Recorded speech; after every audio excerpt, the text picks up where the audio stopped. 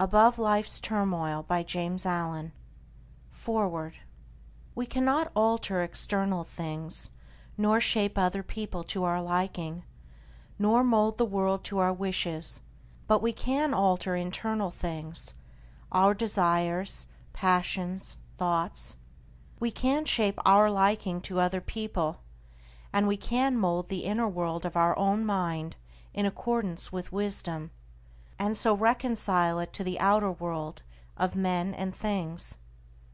The turmoil of the world we cannot avoid, but the disturbances of mind we can overcome. The duties and difficulties of life claim our attention, but we can give rise above all anxiety concerning them. Surrounded by noise, we can yet have a quiet mind involved in responsibilities. The heart can be at rest in the midst of strife. We can know the abiding peace. The 20 pieces which comprise this book, unrelated as some of them are in the letter, will be found to be harmonious in the spirit, in that they point the reader towards those heights of self-knowledge and self-conquest which, rising above the turbulence of the world, lift their peaks where the heavenly silence reigns. James Allen. Chapter 1. True Happiness. To maintain an unchangeable sweetness of disposition, to think only thoughts that are pure and gentle, and to be happy under all circumstances, such blessed conditions and such beauty of character and life should be the aim of all, and particularly so of those who wish to lessen the misery of the world.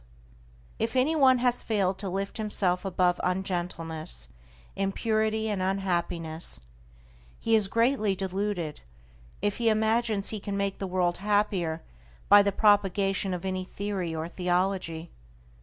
He who is daily living in harshness, impurity, or unhappiness is day by day adding to the sum of the world's misery, whereas he who continually lives in goodwill and does not depart from happiness is day by day increasing the sum of the world's happiness, and this independently of any religious beliefs which these may or may not hold. He who has not learned how to be gentle, or giving, loving, and happy, has learned very little, great though his book learning and profound his acquaintance which the letter of Scripture may be. For it is in the process of becoming gentle, pure, and happy that the deep, real, and enduring lessons of life are learned. Unbroken sweetness of conduct in the face of all outward antagonism is the infallible indication of a self-conquered soul, the witness of wisdom, and the proof of the possession of truth.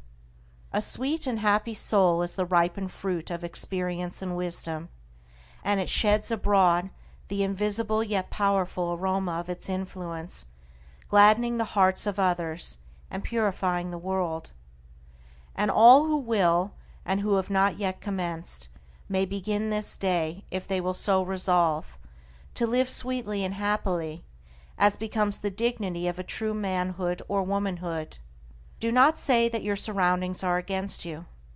A man's surroundings are never against him, they are there to aid him, and all those outward occurrences over which you lose sweetness and peace of mind are the very conditions necessary to your development, and it is only by meeting and overcoming them that you can learn and grow and ripen.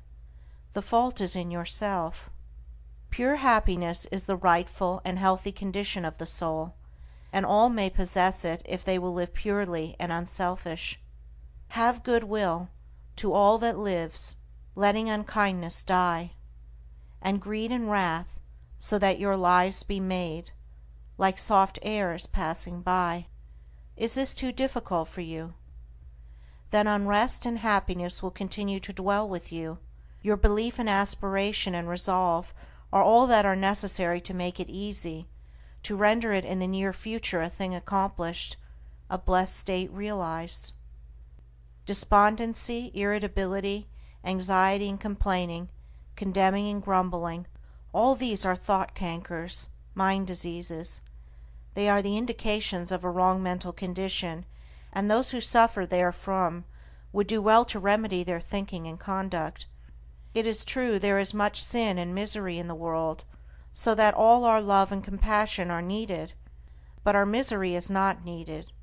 There is already too much of that.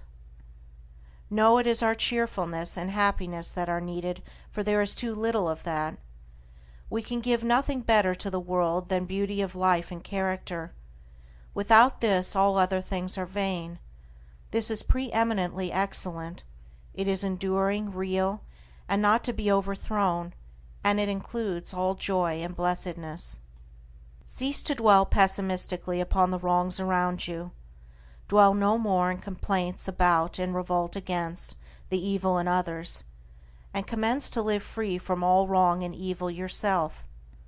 Peace of mind, pure religion, and true reform lie this way. If you would have others true, be true. If you would have the world emancipated from misery and sin, emancipate yourself. If you would have your home and your surroundings happy, be happy. You can transform everything around you if you will transform yourself. Don't bewail and bemoan. Don't waste yourself in rejection, nor bark against the bad, but chant the beauties of the good. And this you will naturally and spontaneously do as you realize the good in yourself. Chapter 2. The Immortal Man. Immortality is here and now, and is not a speculative something beyond the grave.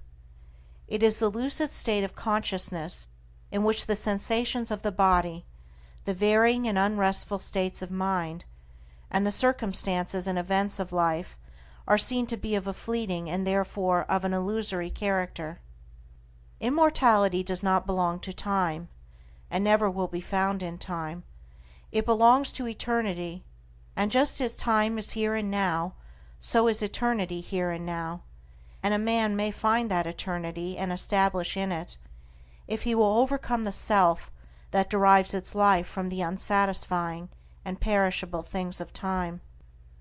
Whilst a man remains immersed in sensation, desire, and the passing events of his day-by-day existence, and regards those sensations, desires, and passing events as of the essence of himself, he can have no knowledge of immortality. The thing which such a man desires, and which he mistakes for immortality, is persistence, that is, a continuous succession of sensations and events in time. Living in, loving and clinging to, the things which stimulate and minister to his immediate gratification, and realizing no state of consciousness above and independent of this, he thirsts for its continuance, and strives to banish the thought that he will at last have to part from those earthly luxuries and delights to which he has become enslaved, and which he regards as being inseparable from himself. Persistence is the antithesis of immortality, and to be absorbed in it is spiritual death. Its very nature is change, impermanence. It is a continual living and dying. The death of the body can never bestow upon a man immortality. Spirits are not different from men, and live their little feverish life of broken consciousness, and are still immersed in change and mortality. The mortal man, he who thirsts for the persistence of his pleasure-loving personality, is still mortal after death, and only lives another life with a beginning and an end, without memory of the past or knowledge of the future. The immortal man is he who has detached himself from the things of time by having ascended into the state of consciousness which is fixed and unvariable, and is not affected by passing events and sensations. Human life consists of an ever-moving process of events, and in this procession the mortal man is immersed, and he is carried along with it, and being so carried along, he has no knowledge of what is behind and before him. The immortal man is he who has stepped out of this procession, and he stands by unmoved and watches it, and from his fixed place he sees both the before, the behind, and the middle of the moving thing called life. No longer identifying himself with the sensations and fluctuations of the personality, or with the outward changes which make up the life in time, he has become the passionless spectator of his own destiny and of the destinies of the men and nations. The mortal man also is one who is caught in a dream, and he neither knows that he was formerly awake nor that he will awake again. He is a dreamer without knowledge, nothing more. The immortal man is as one who has awakened out of his dream, and he knows that his dream was not an enduring reality, but a passing illusion. He is a man with knowledge, the knowledge of both states, that of persistence and that of immortality, and is in full possession of himself. The mortal man lives in the time or world state of consciousness, which begins and ends. The immortal man lives in the cosmic or heaven state of consciousness, in which there is neither beginning nor end, but an eternal now. Such a man remains poised and steadfast under all changes, and the death of his body will not in any way interrupt the eternal consciousness in which he abides. Of such a one it is said, "He shall not taste of death," because he has stepped out of the stream of mortality and established himself in the abode of truth. Bodies, personalities, nations and worlds pass away, but truth remains, and its glory is undimmed by time.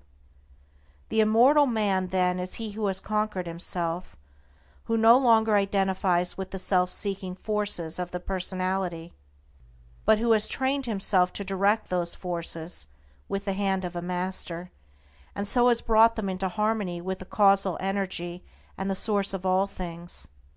The fret and fever of life has ceased, doubt and fear are cast out, and death is not for him who has realized the fadeless splendor of that life of truth, by adjusting heart and mind to the eternal and unchangeable verities.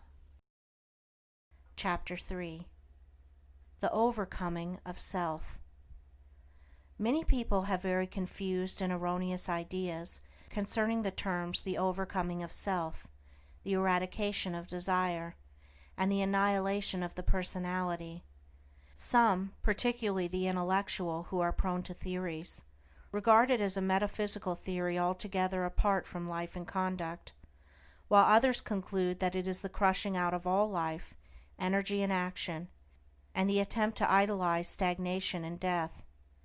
These errors and confusions, arising as they do in the minds of individuals, can only be removed by the individuals themselves, but perhaps it might make their removal a little less difficult for those who are seeking the truth, by presenting the matter in another way.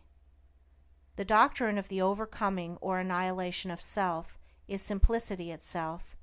Indeed, so simple, practical, and close at hand is it, that a child of 5, whose mind has not yet become clouded with theories, theological schemes, and speculative philosophies, would be far more likely to comprehend it than many older people, who have lost their hold upon simple and beautiful truths by the adoption of complicated theories.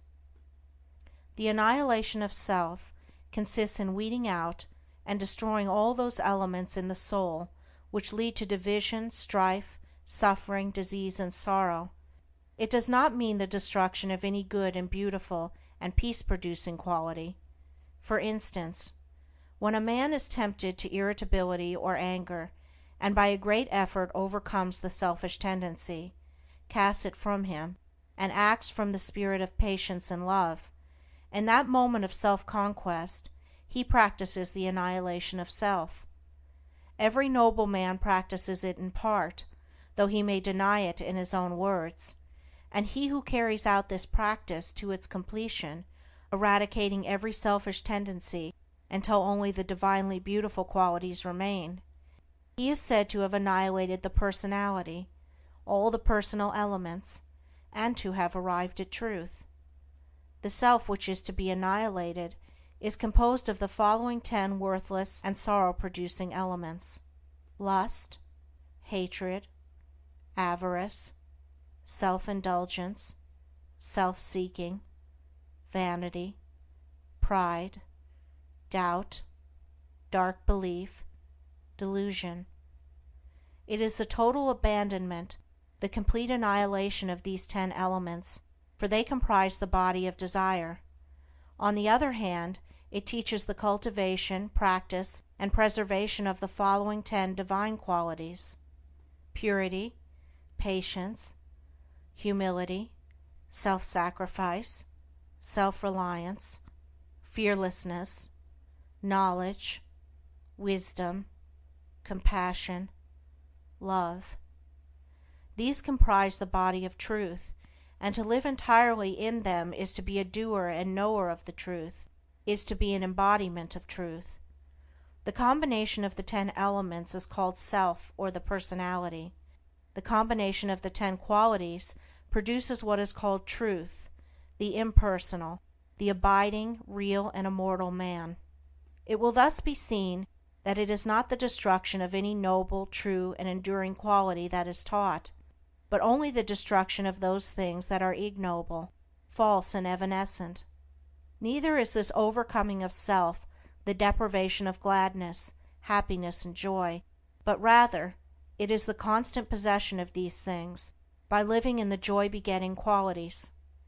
It is the abandonment of the lust for enjoyment, but not of enjoyment itself, the destruction of the thirst for pleasure, but not of pleasure itself, the annihilation of the selfish longing for love and power and possessions themselves. It is the preservation of all those things which draw and bind men together in unity and concord, and far from idolizing stagnation and death, urges men to the practice of those qualities which lead to the highest, noblest, and most effective and enduring action. He whose actions proceed from some or all of the 10 elements wastes his energies upon negations, and does not preserve his soul, but he whose actions proceed from some or all of the 10 qualities, he truly and wisely acts, and so preserves his soul. He who lives largely in the 10 earthly elements, and who is blind and deaf to the spiritual verities, will find no attraction in the doctrine of self-surrender, for it will appear to him as the complete extinction of his being. But he who is endeavoring to live in the 10 heavenly qualities will see the glory and beauty of the doctrine, and will know it as the foundation of life eternal. He will also see that when men apprehend and practice it, industry, commerce, government, and every worldly activity will be purified, and action, purpose, and intelligence, instead of being destroyed, will be intensified and enlarged, but free from strife and pain. Chapter 4. The Uses of Temptation. The soul, in its journey towards perfection, passes through 3 distinct stages. The first is the animal stage, in which the man is content to live in the gratification of his senses, unawakened to the knowledge of sin or of his divine inheritance, and altogether unconscious of the spiritual possibilities within himself. The second is the dual stage, in which the mind is continually oscillating between its animal and divine tendencies, having become awakened to the consciousness of both. It is during this stage that temptation plays its part in the progress of the soul. It is a stage of continual fighting, of falling and rising, of sinning and repenting, for the man, still loving and reluctant to leave the gratifications in which he has so long lived, yet also aspires to the purity and excellence of the spiritual state, and he is continually mortified by an undecided choice. Urged on by the divine life within him, this stage becomes at last one of deep anguish and suffering, and then the soul is ushered into the third stage, that of knowledge, in which the man rises above both sin and temptation, and enters into peace. Temptation, like contentment in sin, is not a lasting condition, as the majority of people suppose. It is a passing phase, an experience through which the soul must pass, but as to whether a man will pass through that condition in this present life, and realize holiness and heavenly rest here and now, will depend entirely upon the strength of his intellectual and spiritual exertions, and upon the intensity and ardor with which he searches for truth. Temptation, with all its attendant torments, can be overcome here and now, but it can only be overcome by knowledge.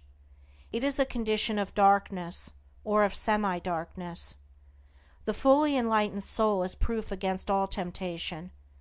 When a man fully understands the source, nature, and meaning of temptation, in that hour he will conquer it, and will rest from his long travel.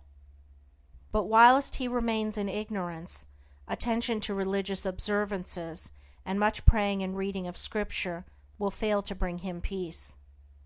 If a man goes out to conquer an enemy, knowing nothing of his enemy's strength, tactics, or place of ambush, he will not only ignominiously fall, but will speedily fall into the hands of an enemy. He who would overcome his enemy the tempter must discover his stronghold and place of concealment, and must also find out the unguarded gates in his own fortress where his enemy effects so easily an entrance. This necessitates continual meditation, ceaseless watchfulness, and constant and rigid introspection, which lays bare, before the spiritual eyes of the tempted one, the vain and selfish motives of his soul. This is the holy warfare of the saints. It is the fight upon which every soul enters when it awakens out of its long sleep of animal indulgence. Men fail to conquer, and the fight is indefinitely prolonged, because they labor, almost universally, under two delusions: first, that all temptations come from without, and second, that they are tempted because of their goodness. Whilst a man is held in bondage by these two delusions, he will make no progress. When he has shaken them off, he will pass on rapidly from victory to victory, and will taste of spiritual joy and rest. Two searching truths must take the place of these two delusions, and those truths are: first, that all temptation comes from within, and second, that a man is tempted because of the evil that is within him. The idea that God, a devil, evil spirits, or outward objects are the source of temptation must be dispelled. The source and cause of all temptation is in the inward desire. That being purified or eliminated, outward objects and extraneous powers are utterly powerless to move the soul to sin or to temptation.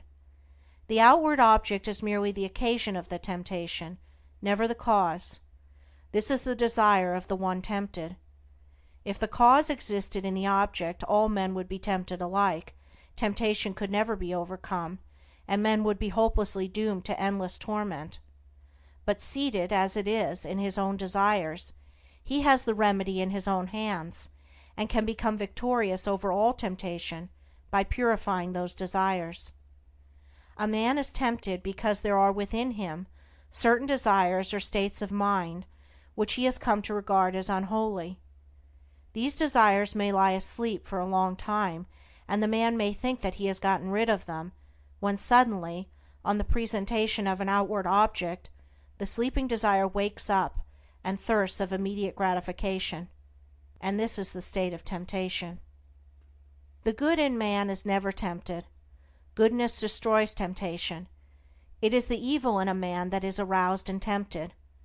The measure of a man's temptations is the exact register of his own unholiness. As a man purifies his heart, temptation ceases, for when a certain unlawful desire has been taken out of the heart, the object which formerly appealed to it can no longer do so, but becomes dead and powerless, for there is nothing left in the heart that can respond to it. The honest man cannot be tempted to steal, let the occasion be ever so opportune. The man of purified appetites cannot be tempted to gluttony and drunkenness, though the viands and wines be the most luscious. He of an enlightened understanding, whose mind is calm in the strength of inward virtue, can never be tempted to anger, irritability, or revenge, and the wiles and charms of the wanton fall upon the purified heart as empty, meaningless shadows. Temptation shows a man just where he is sinful and ignorant, and is a means of urging him on to higher altitudes of knowledge and purity. Without temptation, the soul cannot grow and become strong, there could be no wisdom, no real virtue, and though there would be lethargy and death, there could be no peace and no fullness of life. When temptation is understood and conquered, perfection is assured, and such perfection may become any man's who is willing to cast every selfish and impure desire by which he is possessed into the sacrificial fire of knowledge. Let men, therefore, search diligently for truth, realizing that whilst they are subject to temptation, they have not comprehended truth, and have much to learn. Ye who are tempted, know then that ye are tempted of yourselves. For every man is tempted when he is drawn away from his own lusts, says the Apostle James. You are tempted because you are clinging to the animal within you, and are unwilling to let go, because you are living in the false mortal self, which is ever devoid of all true knowledge, knowing nothing, seeking nothing but its own immediate gratification, ignorant of every truth and of every divine principle. Clinging to that self, you continually suffer the pains of three separate torments: the torment of desire, the torment of repletion, and the torment of remorse. So flameth Trishna, lust and thirst of things. Eager, ye cleave to shadows, dote on dreams. A false self in the midst ye plant, and make a world around which seems blind to the height beyond, deaf to the sound of sweet airs breathed from far past Indra's sky, dumb to the summons of the true life kept for him who false puts by. So grow the strifes and lusts which make earth's war, so grieve poor cheated hearts, and flow salt tears, so wax the passions, envies, angers, hates, so years chase blood-stained years with wild red feet. In that false self lies the germ of every suffering, the blight of every hope, the substance of every grief. When you are ready to give it up, when you are willing to have laid bare before you all its selfishness, impurity, and ignorance, and to confess its darkness to the uttermost, then will you enter upon the life of self-knowledge and self-mastery. You will become conscious of the God within you, of that divine nature which, seeking no gratification, abides in a region of perpetual joy and peace, where suffering cannot come, and where temptation can find no foothold. Establishing yourself day by day more and more firmly in that inward divinity, the time will at last come when you will be able to stay with Him whom millions worship, few understand, and fewer still follow. The Prince of this world cometh, and hath nothing in me. Chapter 5. The Man of Integrity. There are times in the life of every man who takes his stand on high moral principles, when his faith in and knowledge of those principles is tested to the uttermost, and the way in which he comes out of the fiery trial decides as to whether he has sufficient strength to live as a man of truth and join the company of the free, or shall still remain a slave and a hireling to the cruel taskmaster, self. Such times of trial generally assume the form of a temptation to do a wrong thing and continue in comfort and prosperity, or to stand by what is right and accept poverty and failure. And so powerful is the trial that to the tempted one it plainly appears on the face of things as though, if he chooses the wrong, his material success will be assured for the remainder of his life, but if he does what is right, he will be ruined forever. Frequently the man at once quails and gives way before this appalling prospect which the path of righteousness seems to hold out for him. But should he prove sufficiently strong to withstand this onslaught of temptation, then the inward seducer, the spirit of self, assumes the grab of an angel of light and whispers, "Think of your wife and children. Think of those who are dependent upon you. Will you bring them down to disgrace and starvation?" Strong indeed and pure must be the man who can come triumphant out of such a trial, but he who does so enters at once a higher realm of life, where his spiritual eyes are open to see beautiful things, and then poverty and ruin, which seemed inevitable, do not come, but a more abiding success comes, and a peaceful heart and a quiet conscience. But he who fails does not obtain the promised prosperity, and his heart is restless and his conscience troubled. The right doer cannot ultimately fail, the wrong doer cannot ultimately succeed.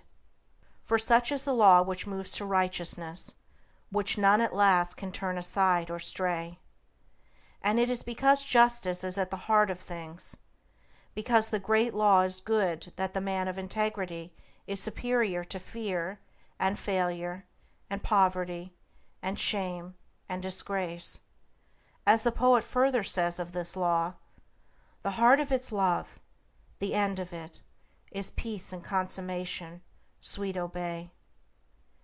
The man who, fearing the loss of present pleasures or material comforts, denies the truth within him, can be injured and robbed and degraded and trampled upon, because he first injured, robbed, and degraded and trampled upon his own nobler self. But the man of steadfast virtue, of unblemished integrity, cannot be subject to such conditions, because he has denied the craven self within him and has taken refuge in truth. It is not the scourge and the chains which make a man a slave, but the fact that he is a slave. Slander, accusation, and malice cannot affect the righteous man, nor call from him any bitter response, nor does he need to go about to defend himself and prove his innocence. His innocence and integrity alone are a sufficient answer to all that hatred may attempt against him. Nor can he ever be subdued by the forces of darkness, having subdued all those forces within himself. But he turns all evil things to good account.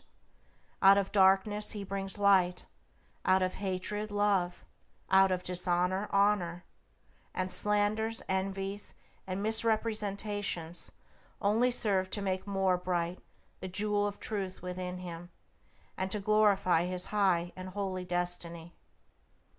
Let the man of integrity rejoice, and be glad when he is severely tried. Let him be thankful that he has been given an opportunity of proving his loyalty to the noble principles which he has espoused, and let him think, now is the hour of holy opportunity, now is the day of triumph for truth. Though I lose the whole world, I will not desert the right. So thinking, he will return good for evil, and will think compassionately of the wrongdoer. The slanderer, the backbiter, and the wrongdoer may seem to succeed for a time, but the law of justice prevails. The man of integrity may seem to fail for a time, but he is invincible, and in none of the worlds, visible or invisible, can there be forged a weapon that shall prevail against him. Chapter 6. Discrimination. There is one quality which is preeminently necessary to spiritual development, the quality of discrimination. A man's spiritual progress will be painfully slow and uncertain until there opens with him the eye of discrimination, for without this testing, proving, searching quality, he will but grope in the dark, will be unable to distinguish the real from the unreal, the shadow from the substance, and will so confuse the false with the true as to mistake the inward promptings of his animal nature for those of the spirit of truth. A blind man, left in a strange place, may go grope his way in the darkness, but not without much confusion and many painful falls and bruisings. Without discrimination, a man is mentally blind, and his life is a painful groping in darkness, a confusion in which vice and virtue are indistinguishable one from the other, where facts are confounded with truths, opinions with principles, and where ideas, events, men, and things appear to be out of all relation to each other. A man's mind and life should be free from confusion. He should be prepared to meet every mental, material, and spiritual difficulty, and should not be inextricably caught, as many are, in the meshes of doubt, indecision, and uncertainty when troubles and so-called misfortunes come along. He should be fortified against every emergency that can come against him.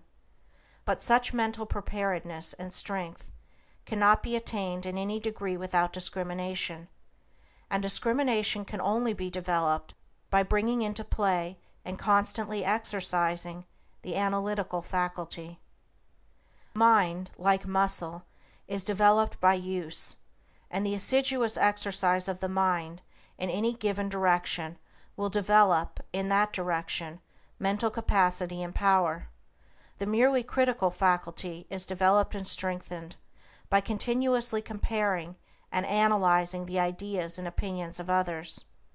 But discrimination is something more and greater than criticism.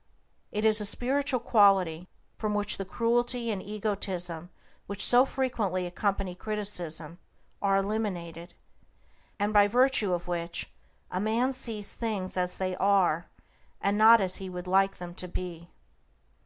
Discrimination, being a spiritual quality, can only be developed by spiritual methods, namely, by questioning, examining, and analyzing one's own ideas, opinions, and conduct.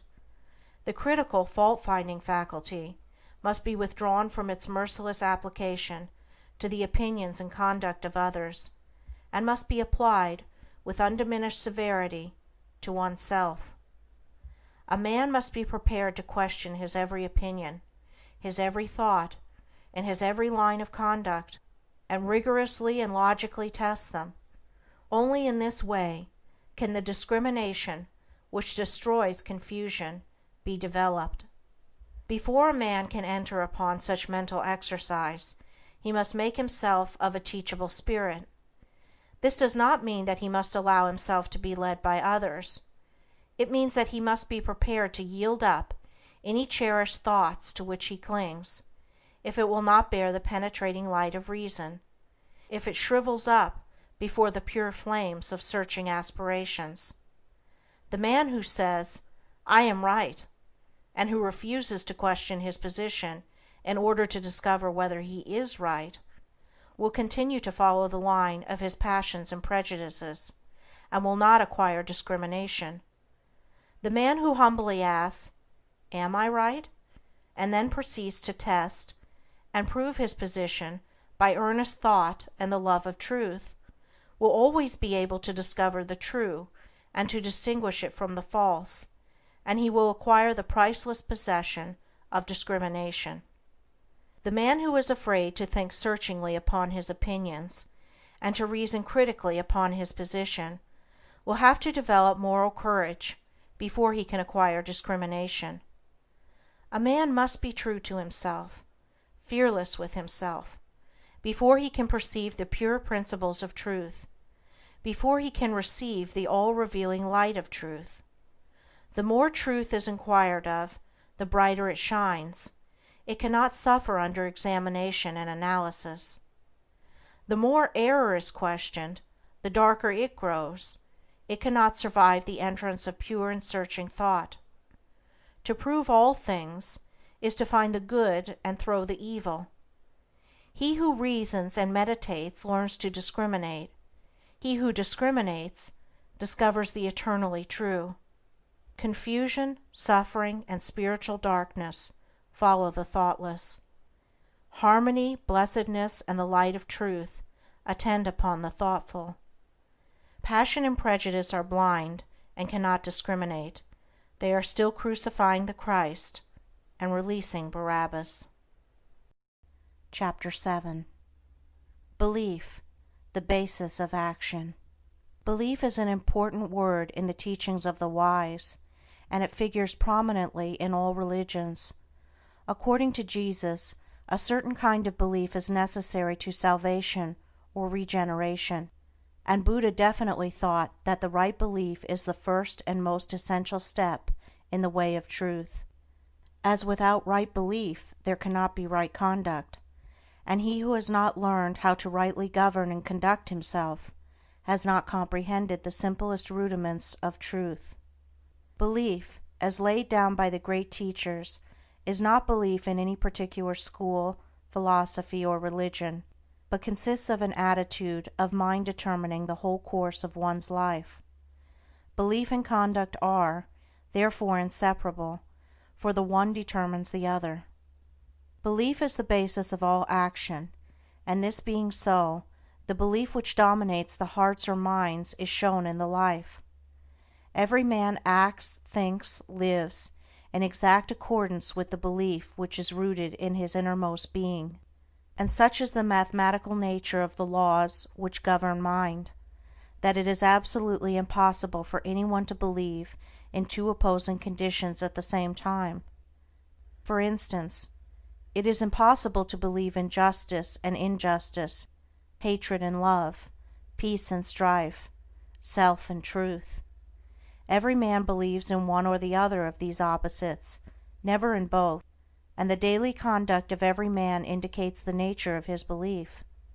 The man who believes in justice, who regards it as an eternal and indestructible principle, never boils over with righteous indignation, does not grow cynical and pessimistic over the inequalities of life, and remains calm and untroubled through all trials and difficulties. It is impossible for him to act otherwise, for he believes that justice reigns, and that, therefore, all that is called injustice is fleeting and illusory. The man who is continually getting enraged over the injustice of his fellow man, who talks about himself being badly treated, or who mourns the lack of justice in the world around him, shows by his conduct, his attitude of mind, that he believes in injustice. However he may protest to the contrary, in his inmost heart he believes that confusion and chaos are dominant in the universe, the result being that he dwells in misery and unrest, and his conduct is faulty. Again, he who believes in love, in its stability and power, practices it under all circumstances, never deviates from it, and bestows it alike upon enemies as upon friends. He who slanders and condemns, speaks disparagingly of others, or regards them with contempt, believes not in love, but hatred. All his actions prove it, even though with tongue or pen he may eulogize love. The believer in peace is known by his peaceful conduct. It is impossible for him to engage in strife.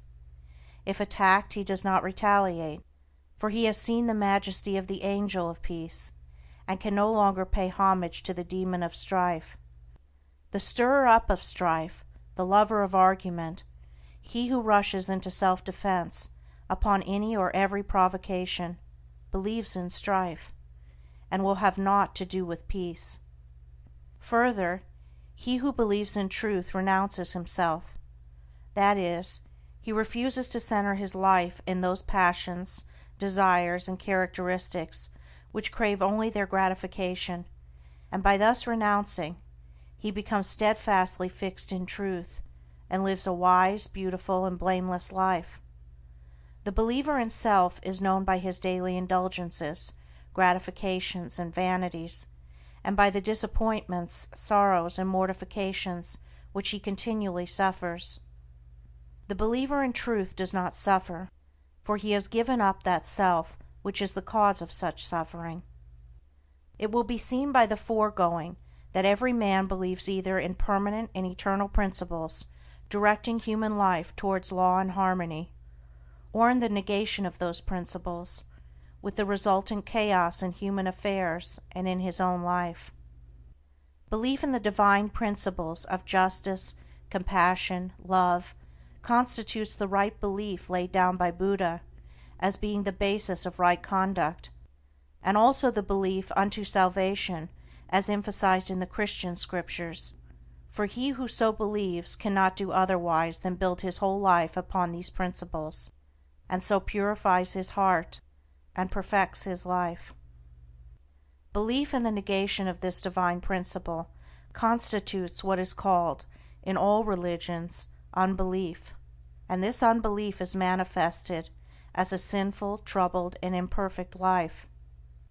Where there is right belief, there is a blameless and perfect life. Where there is false belief, there is sin, there is sorrow, the mind and life are improperly governed, and there is affliction and unrest. By their fruits ye shall know them.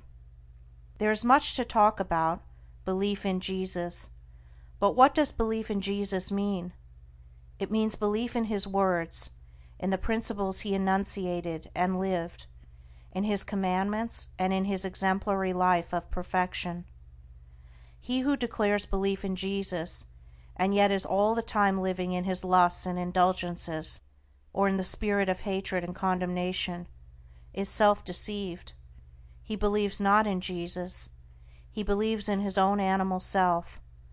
As a faithful servant delights in carrying out the commands of his master, so he who believes in Jesus carries out His commandments, and so is saved from sin.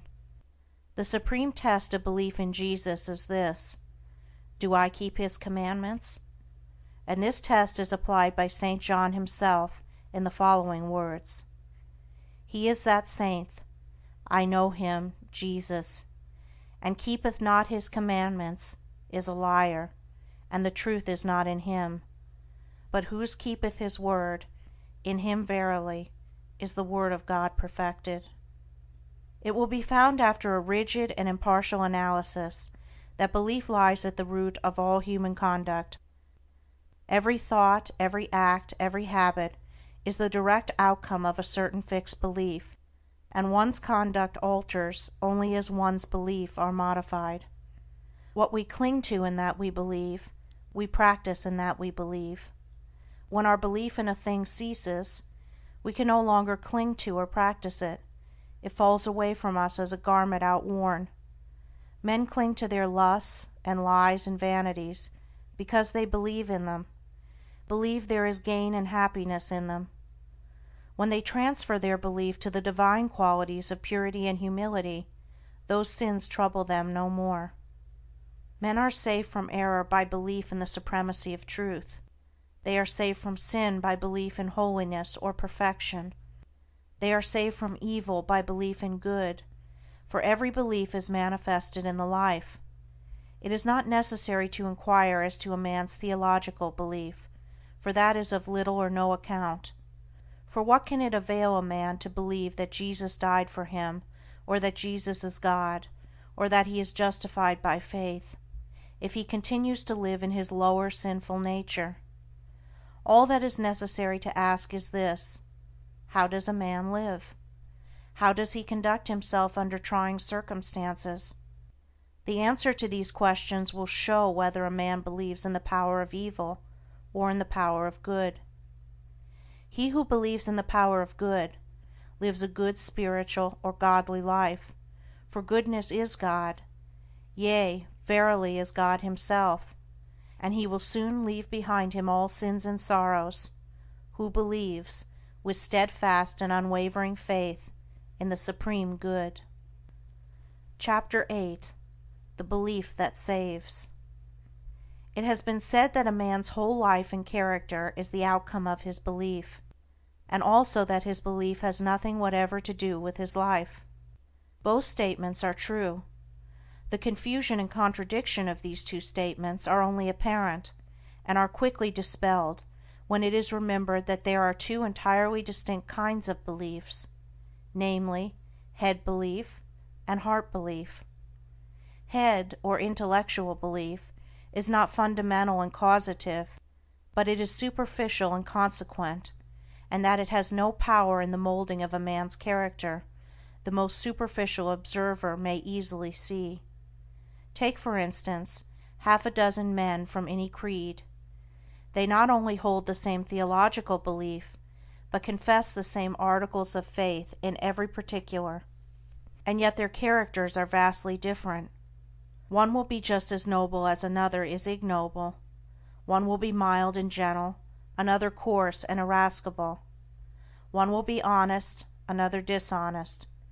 One will indulge certain habits which another will rigidly abjure, and so on, plainly indicating that theological belief is not an influential factor in a man's life.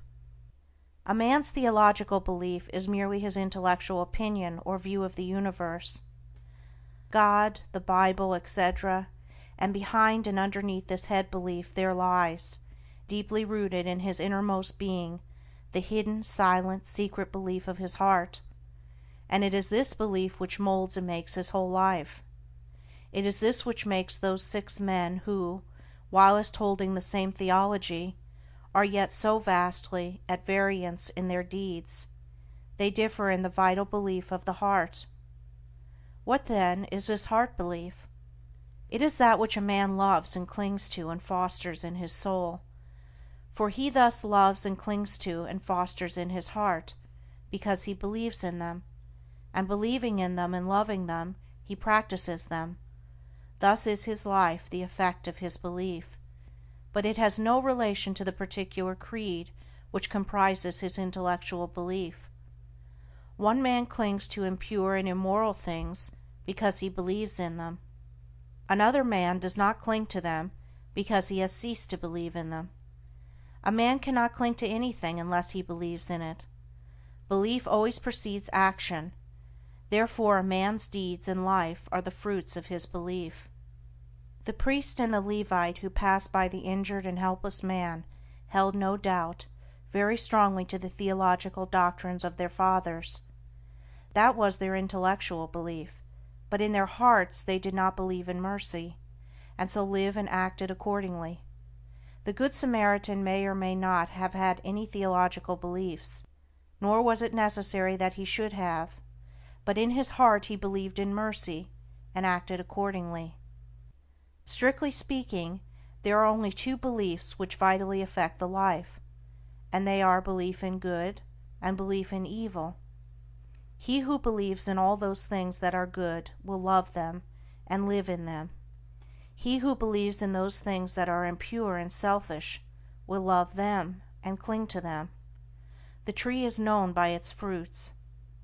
A man's beliefs about God, Jesus, and the Bible are one thing. His life, as bound up in his actions, is another. Therefore a man's theological belief is of no consequence.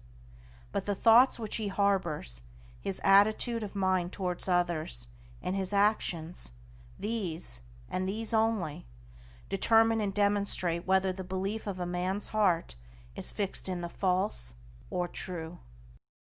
Chapter 9. Thought and Action.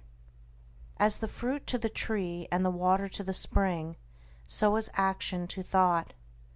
It does not come into manifestation suddenly and without a cause. It is the result of a long and silent growth, the end of a hidden process which has long been gathering force. The fruit of the tree and the water gushing from the rock are both the effect of a combination of natural processes in air and earth, which have long worked together in secret to produce the phenomenon, and the beautiful acts of enlightenment and the dark deeds of sin are both the ripened effects of trains of thought which have been harbored in the mind. The sudden falling, when greatly tempted, into some grievous sin by one who was believed, and who probably believed himself, to stand firm, is seen neither to be a sudden nor a causeless thing, when the hidden processes of thought which led up to it are revealed. The falling was merely the end, the outworking, the finished result of what commenced in the mind probably years before. The man had allowed a wrong thought to enter his mind, and a second and a third time he had welcomed it, and allowed it to nestle in his heart. Gradually he became accustomed to it, and cherished and fondled and tended it, and so it grew, until at last it attained such strength and force that it attracted to itself the opportunity which enabled it to burst forth and ripen into act.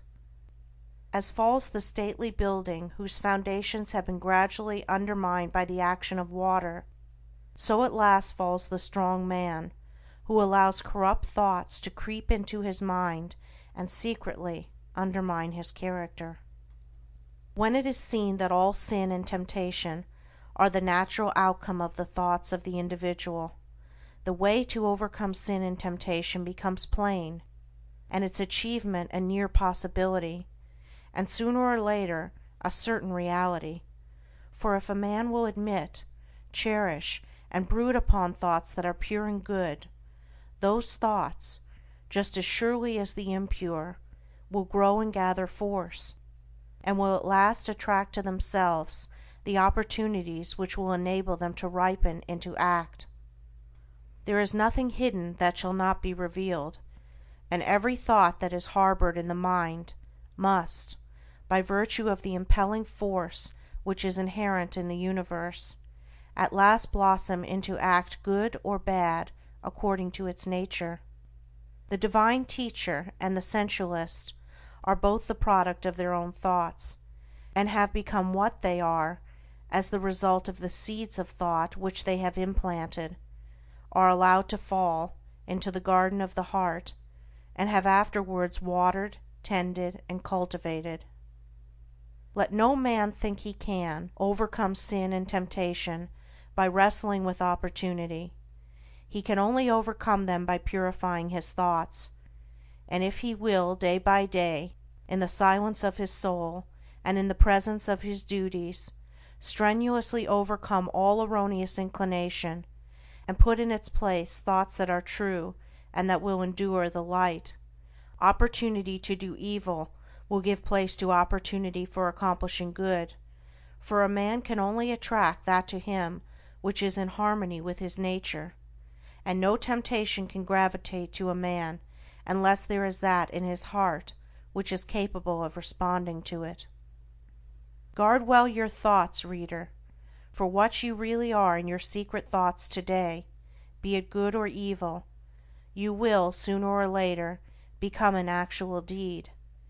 He who unwearyingly guards the portals of his mind against the intrusion of sinful thoughts, and occupies himself with loving thoughts, with pure, strong, and beautiful thoughts, will, when the season of their ripening comes, bring forth the fruits of gentle and holy deeds, and no temptation that can come against him shall find him unarmed or unprepared. Chapter 10. Your Mental Attitude. As a being of thought, your dominant mental attitude will determine your conditions in life. It will also be the gauge of your knowledge and the measure of your attainment.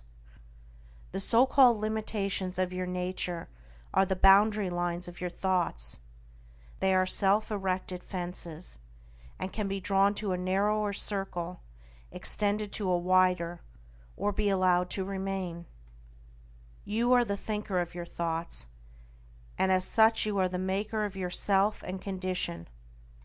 Thought is causal and creative, and appears in your character and life in the form of results. There are no accidents in your life. Both its harmonies and antagonisms are the responsive echoes of your thoughts. A man thinks, and his life appears. If your dominant mental attitude is peaceable and lovable, bliss and blessedness will follow you. If it be resistant and hateful, trouble and distress will cloud your pathway. Out of ill will come grief and disaster. Out of good will, healing and reparation. You imagine your circumstances as being separate from yourself, but they are intimately related to your thought world. Nothing appears without an adequate cause. Everything that happens is just. Nothing is fated. Everything is formed. As you think, you travel. As you love, you attract. You are today where your thoughts have brought you. You will be tomorrow where your thoughts take you. You cannot escape the result of your thoughts, but you can endure and learn, can accept and be glad. You will always come to the place where your love, your most abiding and intense thought, can receive its measure of gratification. If your love be base, you will come to a base place. If it be beautiful, you will come to a beautiful place. You can alter your thoughts, and so alter your condition. Strive to perceive the vastness and grandeur of your responsibility. You are powerful, not powerless. You are as powerful to obey as you are to disobey, as strong to be pure as to be impure, as ready for wisdom as for ignorance. You can learn what you will, can remain as ignorant as you choose. If you love knowledge, you will obtain it. If you love wisdom, you will secure it. If you love purity, you will realize it. All things await your acceptance, and you choose by the thoughts which you will entertain. A man remains ignorant because he loves ignorance, and chooses ignorant thoughts. A man becomes wise because he loves wisdom and chooses wise thoughts. No man is hindered by another, he is only hindered by himself. No man suffers because of another, he suffers only because of himself. By the noble gateway of pure thought you can enter into the highest heaven. By the ignoble doorway of impure thought you can descend into the lowest hell. Your mental attitude towards others will faithfully react upon yourself, and will manifest itself in every relation of your life. Every impure and selfish thought that you send out comes back to you in your circumstances in some form of suffering. Every pure and unselfish thought returns to you in some form of blessedness. Your circumstances are effects of which the cause is inward and invisible. As the father-mother of your thoughts, you are the maker of your state and condition. When you know yourself, you will perceive that every event in your life is weighed in the faultless balance of equity. When you understand the law within your mind, you will cease to regard yourself as the impotent and blind tool of circumstances, and will become the strong and seeing master. Chapter 11. Sowing and Reaping.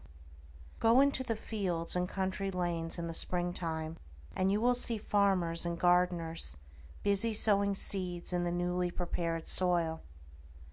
If you were to ask any one of those gardeners or farmers what kind of produce he expected from the seed he was sowing, he would doubtless regard you as foolish, and would tell you that he does not expect at all, that it is a matter of common knowledge that his produce will be of the kind which he is sowing, and that he is sowing wheat or barley or turnips, as the case may be, in order to reproduce that particular kind.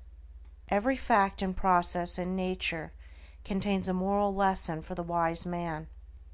There is no law in the world of nature around us which is not to be found operating within the same mathematical certainty in the mind of man and in human life.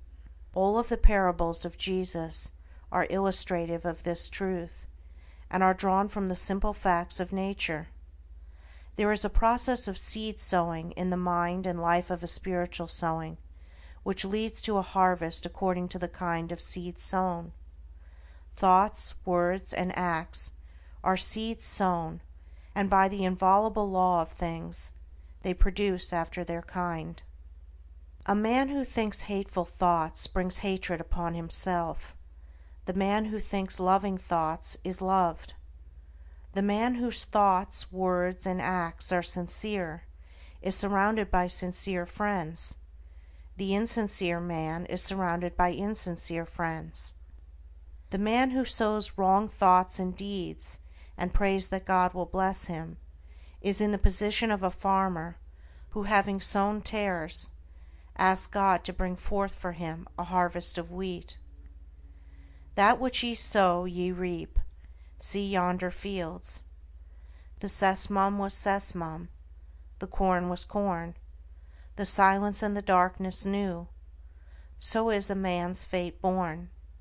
He cometh reaper of the things he sowed. He who would be blessed, let him scatter blessings.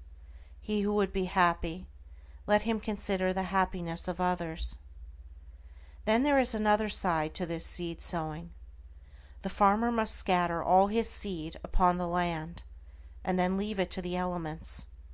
Were he to covetously hoard his seed, he would lose both it and his produce, for his seed would perish. It perishes when he sows it, but in perishing it brings forth a great abundance. So in life, we get by giving, we grow rich by scattering. The man who says he is in possession of knowledge which he cannot give out because the world is incapable of receiving it, either does not possess such knowledge, or if he does, will soon be deprived of it, if he is not already so deprived. To hoard is to lose. To exclusively retain is to be dispossessed. Even the man who would increase his material wealth must be willing to part with, invest, what little capital he has, and then wait for the increase. So long as he retains his hold on his precious money, he will not only remain poor, but will be growing poorer every day. He will, after all, lose the thing he loves, and will lose it without increase. But if he wisely lets it go, if, like the farmer, he scatters his seeds of gold, then he can faithfully wait for, and reasonably expect, the increase. Men are asking God to give them peace and purity, and righteousness and blessedness, but are not obtaining these things. And why not? Because they are not practicing them, not sowing them. I once heard a preacher pray very earnestly for forgiveness, and shortly afterwards, in the course of his sermon, he called upon his congregation to show no mercy to the enemies of the church.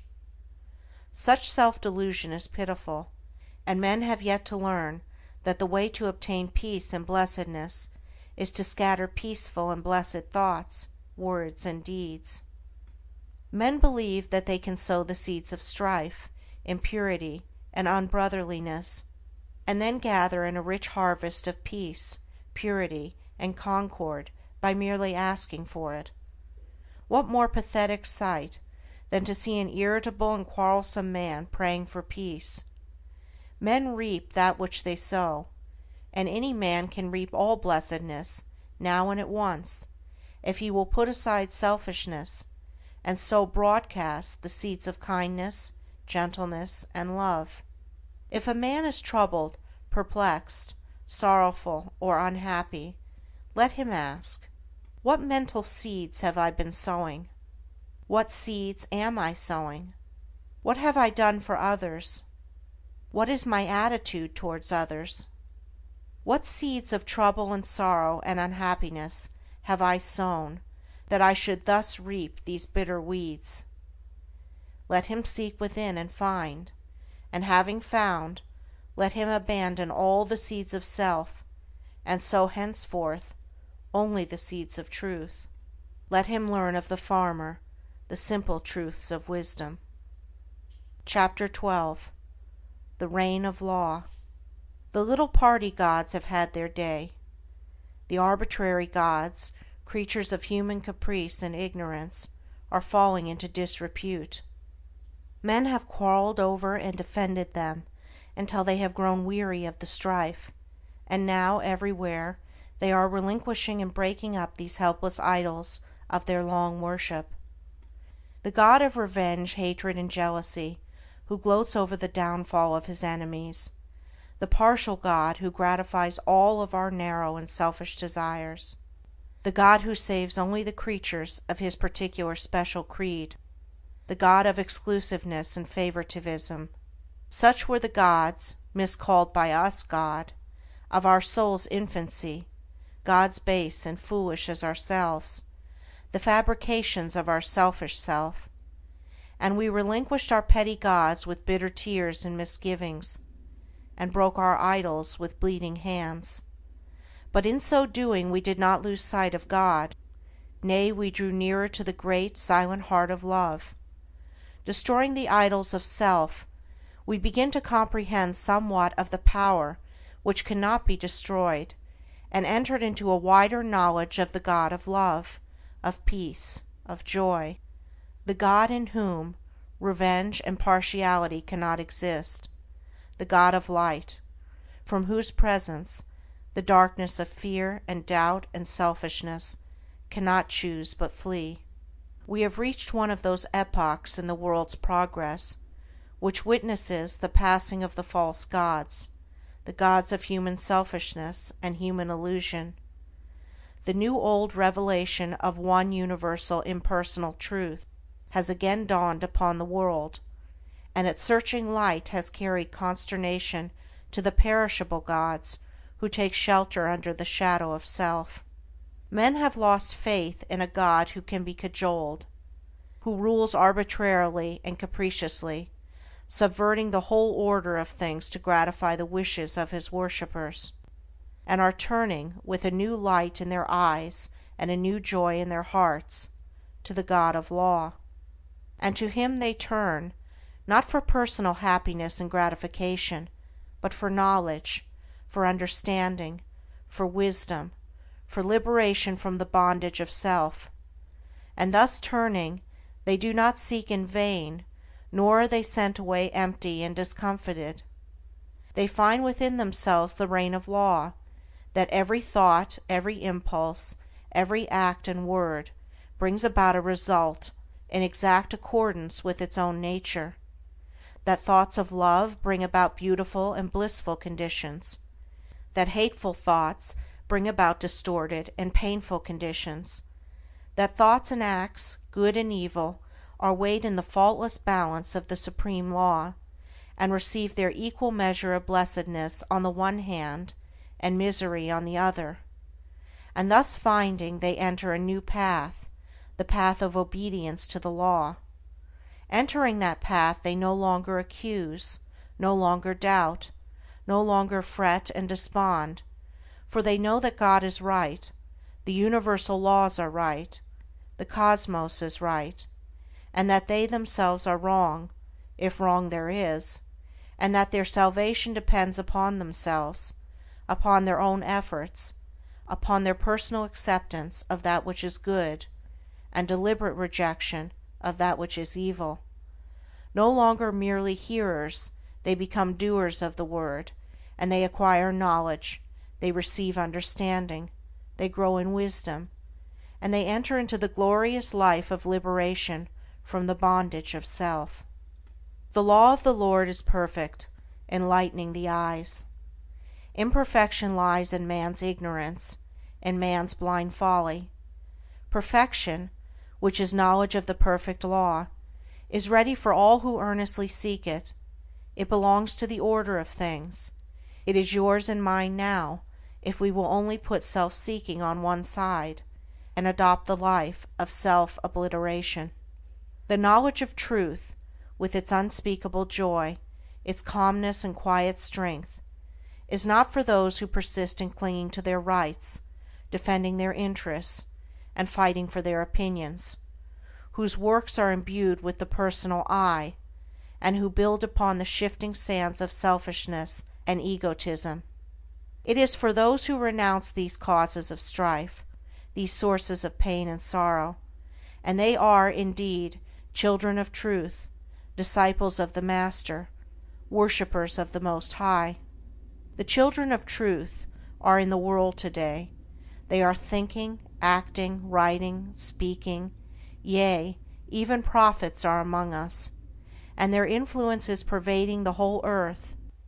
An undercurrent of holy joy is gathering force in the world, so that men and women are moved with new aspirations and hopes, and even those who neither see nor hear feel within themselves strange yearnings after a better and fuller life. The law reigns, and it reigns in men's hearts and lives, and they have come to understand the reign of law who have sought out the tabernacle of the true God by the fair pathway of unselfishness. God does not alter for men, for this would mean that the perfect must become imperfect. Man must alter for God, and this implies that the imperfect must become perfect. The law cannot be broken for man, otherwise confusion would ensue. Man must obey the law. This is in accordance with harmony, order, justice. There is no more painful bondage than to be at the mercy of one's inclinations, no greater liberty than utmost obedience to the law of being. And the law is that the heart shall be purified, the mind regenerated, and the whole being brought in subjection to love, till self is dead, and love is all in all, for the reign of law is the reign of love. and love waits for all, rejecting none. Love may be claimed and entered into now, for it is the heritage of all. Ah, beautiful truth! To know now that man may accept his divine heritage, and enter the kingdom of heaven. Oh, pitiful error! To know that man rejects it because of love of self. Obedience to the law means the destruction of sin and self, and the realization of unclouded joy and undying peace. Clinging to one's selfish inclinations means the drawing about one's soul clouds of pain and sorrow which darken the light of truth, the shutting out of oneself from all real blessedness, for whatsoever a man sows, that shall he also reap. Verily the law reigneth, and reigneth forever, and justice and love are its eternal ministers. Chapter 13. The Supreme Justice. The material universe is maintained and preserved by the equilibrium of its forces. The moral universe is sustained and protected by the perfect balance of its equivalents. As in the physical world nature abhors a vacuum, so in the spiritual world disharmony is annulled. Underlying the disturbances and destructions of nature, and behind the mutability of its forms, there abides the eternal and perfect mathematical symmetry, and at the heart of life, behind all its pain, uncertainty, and unrest, there abide the eternal harmony, the unbroken peace, and inviolable justice. Is there, then, no injustice in the universe? There is injustice, and there is not. It depends upon the kind of life and the state of consciousness from which a man looks out upon the world and judges. The man who lives in his passions sees injustice everywhere. The man who has overcome his passions sees the operations of justice in every department of human life. Injustice is the confused, feverish dream of passion, real enough to those who are dreaming it. Justice is the permanent reality in life, gloriously visible to those who have wakened out of the painful nightmare of self. The divine order cannot be perceived until passion and self are transcended.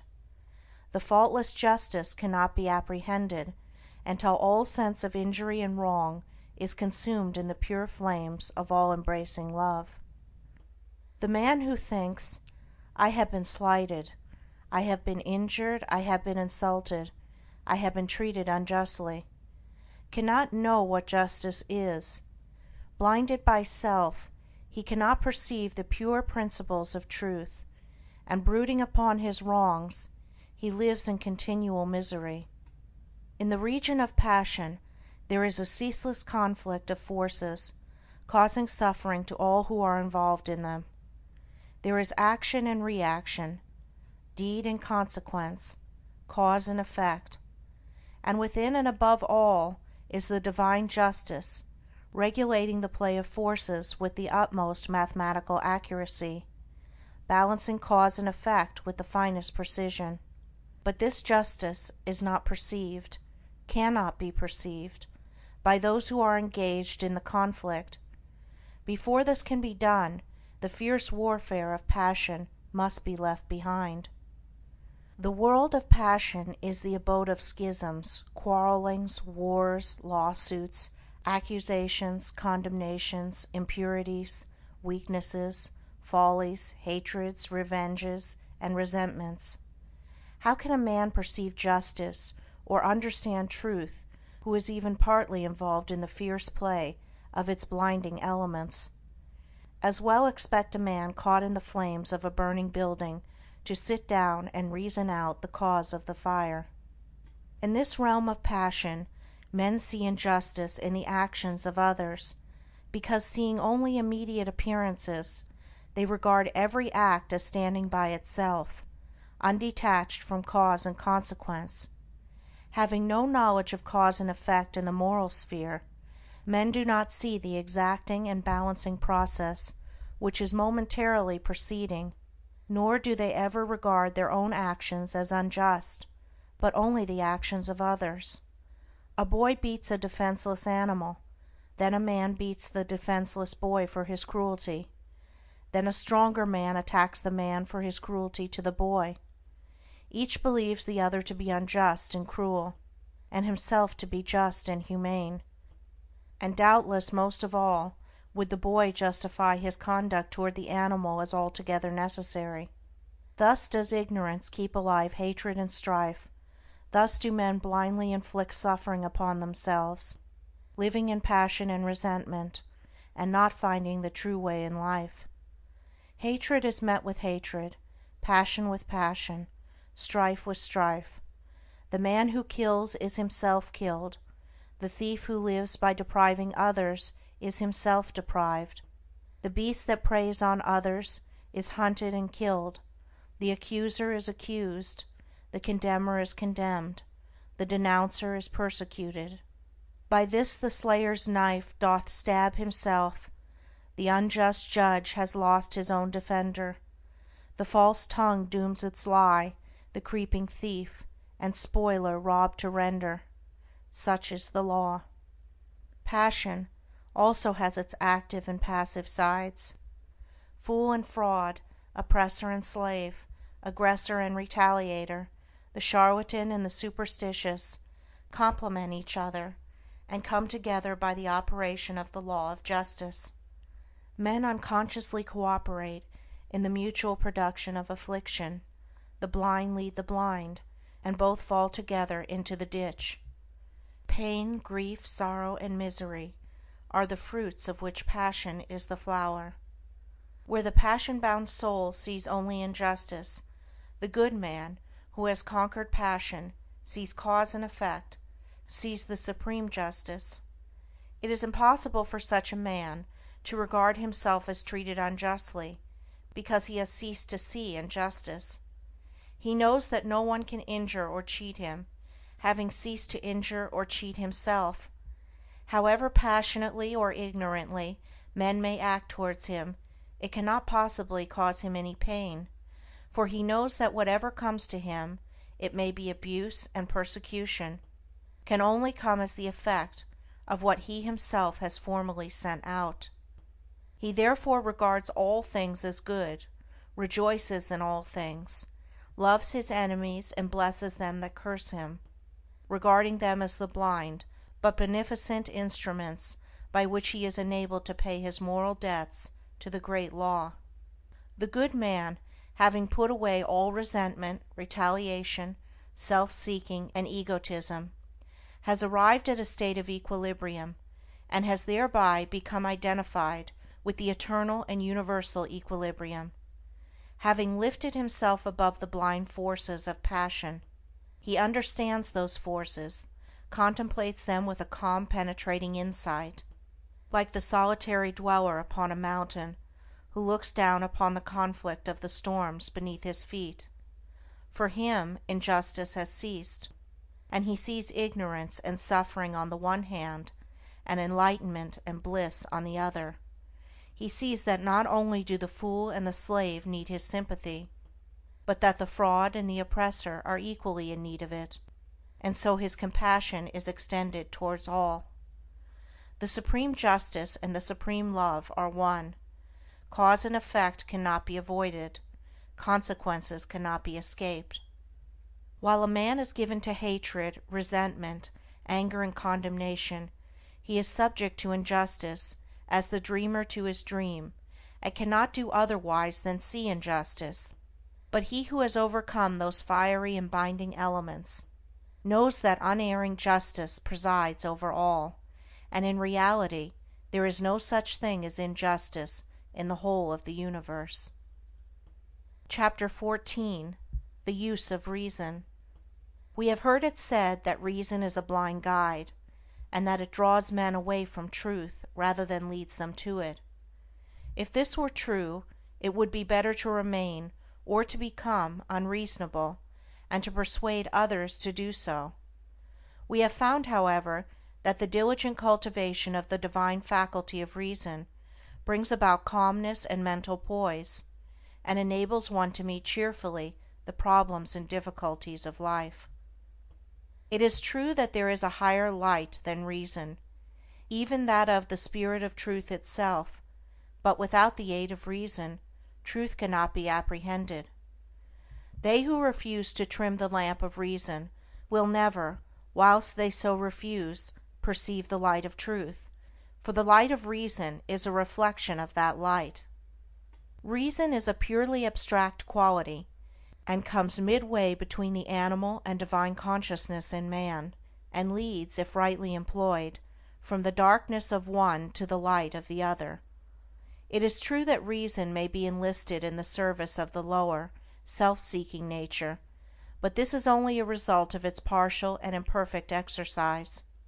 A fuller development of reason leads away from the selfish nature, and ultimately allies the soul with the highest, the divine. That spiritual Percival, who, searching for the holy grail of the perfect life, is again and again left alone, and wearying in a land of sand and thorns, is not so stranded because he has followed reason, but because he is still clinging to, and is reluctant to leave, some remnants of his lower nature. He who will use the light of reason as a torch to search for truth will not be left at last in comfortless darkness. Come now, and let us reason together, saith the Lord. Though your sins may be as scarlet, they shall be as white as snow. Many men and women pass through untold sufferings, and at last die in their sins, because they refuse to reason, because they cling to those dark delusions which even a faint glimmer of light of reason would dispel. And all must use their reason freely, fully, and faithfully. Who would exchange the scarlet robe of sin and suffering for the white garment of blamelessness and peace? It is because we have proved and know these truths that we exhort men to tread the middle road, whose course bright beyond reason traces, and soft quiet smooths. For reason leads away from passion and selflessness into the quiet ways of sweet persuasion and gentle forgiveness, and he will never be led astray, nor will he follow blind guides, who faithfully adheres to the apostolic injunction, prove all things, and hold fast that which is good. They therefore who despise the light of reason despise the light of truth. Large numbers of people are possessed of the strange delusion that reason is somehow intimately connected with the denial of the existence of God. This is probably due to the fact that those who try to prove that there is no God usually profess to take their stand upon reason, while those who try to prove the reverse generally profess to take their stand on faith. Such argumentative combatants, however, are frequently governed more by prejudice than either faith or reason, their object being not to find truth, but to defend and confirm a preconceived opinion. Reason is concerned not with ephemeral opinions, but with the established truth of things, and he who is possessed of the faculty of reason in its purity and excellence can never be enslaved by prejudice, and will put from him all preconceived opinions as worthless. He will never attempt to prove nor disprove, but after balancing extremes and bringing together all apparent contradictions, he will carefully and dispassionately weigh and consider them, and so arrive at truth. Reason is, in reality, associated with all that is pure and gentle, moderate and just. It is said of a violent man that he is unreasonable, of a kind and considerate man that he is reasonable, and of an insane man that he has lost his reason. Thus it is seen that the word is used even to a great extent unconsciously, though none the less truly, in a very comprehensive sense, and though reason is not actually love and thoughtfulness, and gentleness and sanity, it leads to, and is intimately connected with these divine qualities, and cannot, except for purposes of analysis, be dissociated with them. Reason represents all that is high and noble in man. It distinguishes him from the brute which blindly follows its animal inclinations. And just in the degree that man disobeys the voice of reason and follows his inclinations does he become brutish, As Milton says, reason in man obscured, or not obeyed, immediately inordinate desires and upstart passions catch the government, from reason and to servitude reduce, man till then free. The following definition of reason, from Nuttall's Dictionary, will give you some idea of the comprehensiveness of the word. The cause, ground, principle, or motive of anything said or done, efficient cause, final cause, the faculty of intelligence in man, especially the faculty by which we arrive at necessary truth. It will thus be seen that reason is a term, the breadth of which is almost sufficient to embrace even truth itself, and Archbishop Trench tells us in his celebrated work on the study of words, that the terms reason and word are indeed so essentially one and the same that the Greek language has one word for them both, so that the word of God is the reason of God, and one of the renderings of Lao Tzu's Tao is reason, so that in the Chinese translation of our New Testament, St. John's Gospel runs, "In the beginning was the Tao." To the undeveloped and uncharitable mind all words have narrow applications, but as a man enlarges his sympathies and broadens his intelligence, words become filled with rich meanings and assume comprehensive proportions. Let us therefore cease from foolish quarrelings about words, and like reasonable beings, search for principles and practice those things which make for unity and peace. Chapter 15. Self-Discipline. A man does not live until he begins to discipline himself. He merely exists. Like an animal, he gratifies his desires and pursues his inclinations just where they may lead him. He is happy as a beast is happy, because he is not conscious of what he is depriving himself.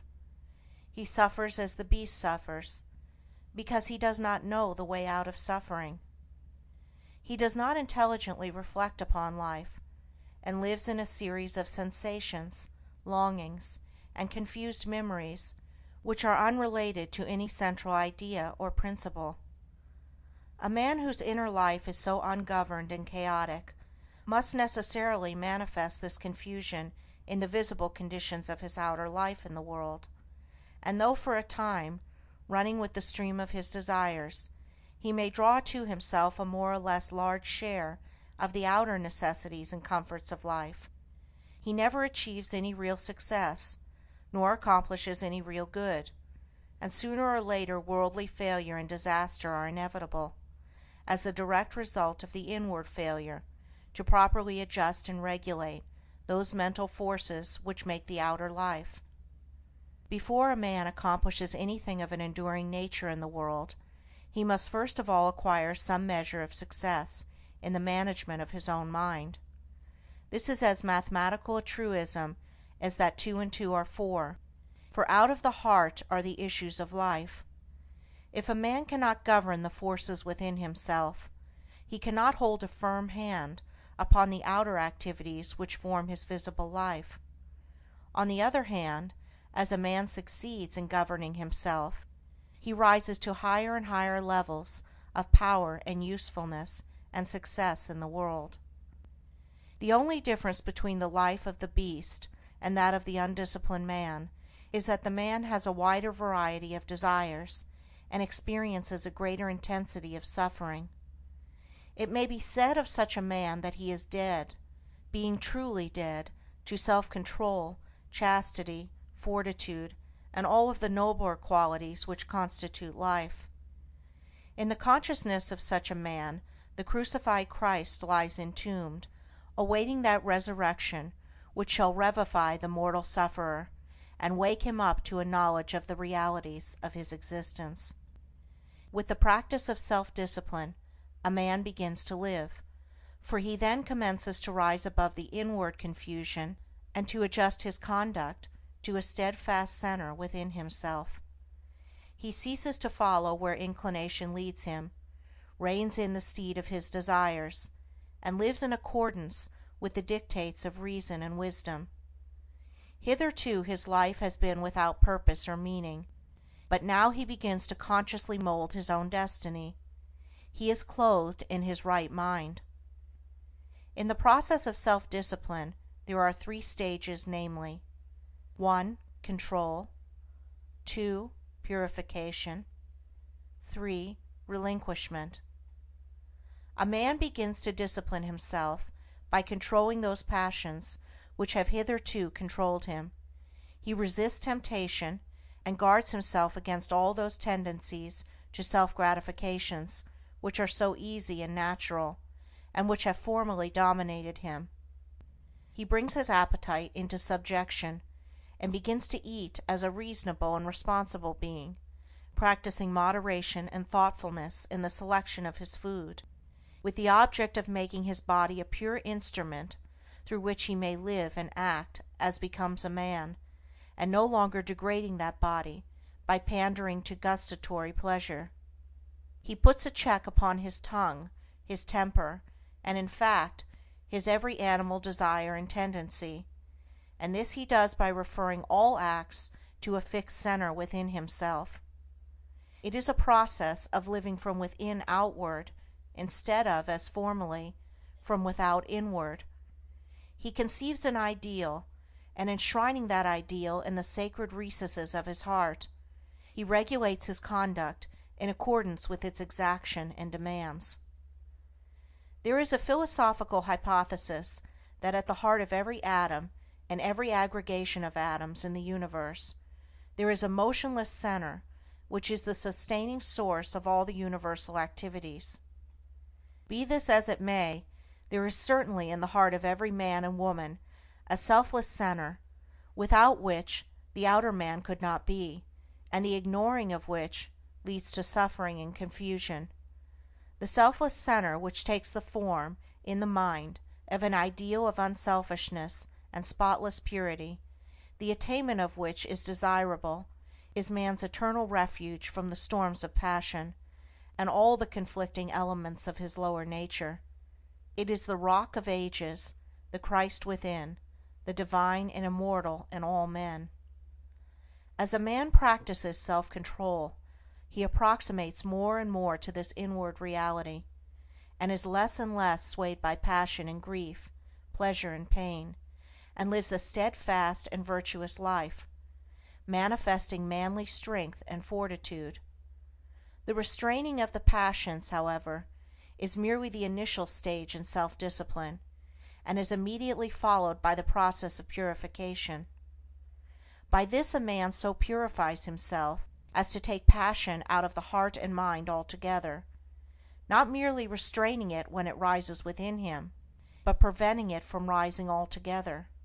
By merely restraining his passions, a man can never arrive at peace, can never actualize his ideal. He must purify those passions. It is in the purification of his lower nature that a man becomes strong and godlike, standing firmly upon the ideal center within, and rendering all temptations powerless and ineffectual. This purification is effected by thoughtful care, earnest meditation, and holy aspiration, and as success is achieved, confusion of mind and life pass away, and calmness of mind and spiritualized conduct ensure. True strength and power and usefulness are born of self-purification, for the lower animal forces are not lost, but are transmuted into intellectual and spiritual energy.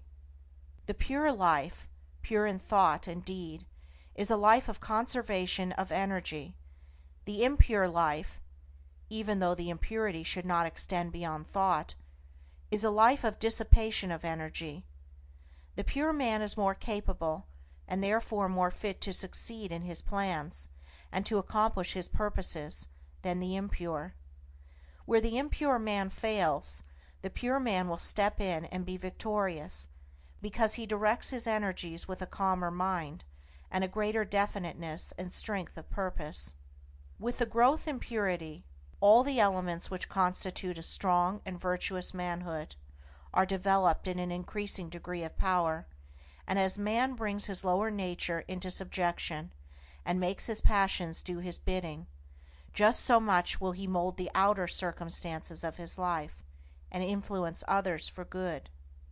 The third stage of self-discipline, that of relinquishment, is a process of letting the lower desires and all impure and unworthy thoughts drop out of the mind, and also refusing to give them any admittance, leaving them to perish. As a man grows purer, he perceives that all evil is powerless unless it receives his encouragement, and so he ignores it, and lets it pass out of his life. It is by pursuing this aspect of self-discipline that a man enters into and realizes the divine life, and manifests those qualities which are distinctly divine, such as wisdom, patience, non-resistance, compassion, and love. It is here also where a man becomes consciously immortal, rising above all the fluctuations and uncertainties of life, and living in an intelligent and unchangeable peace. By self-discipline, a man attains to every degree of virtue and holiness, and finally becomes a purified son of God, realizing his oneness with the central heart of all things. Without self-discipline, a man drifts lower and lower, approximating more and more nearly to the beast, until at last he grovels, a lost creature, in the mirror of his own befoulment. By self-discipline, a man rises higher and higher, approximating more and more nearly to the divine, until at last he stands erect in his divine dignity, a saved soul, glorified by the radiance of his purity. Let a man discipline himself, and he will live. Let a man cease to discipline himself, and he will perish. As a tree grows in beauty, health, and fruitfulness by being carefully pruned and tended, so a man grows in grace and beauty of life by cutting away all the branches of evil from his mind, and as he tends and develops the good by constant and unfailing effort. As a man by practice acquires proficiency in his craft, so the earnest man acquires proficiency in goodness and wisdom. Men shrink from self-discipline because in its early stages it is painful and repellent, and the yielding to desire is, at first, sweet and inviting, but the end of desire is darkness and unrest, whereas the fruits of discipline are immortality and peace. Chapter 16. Resolution.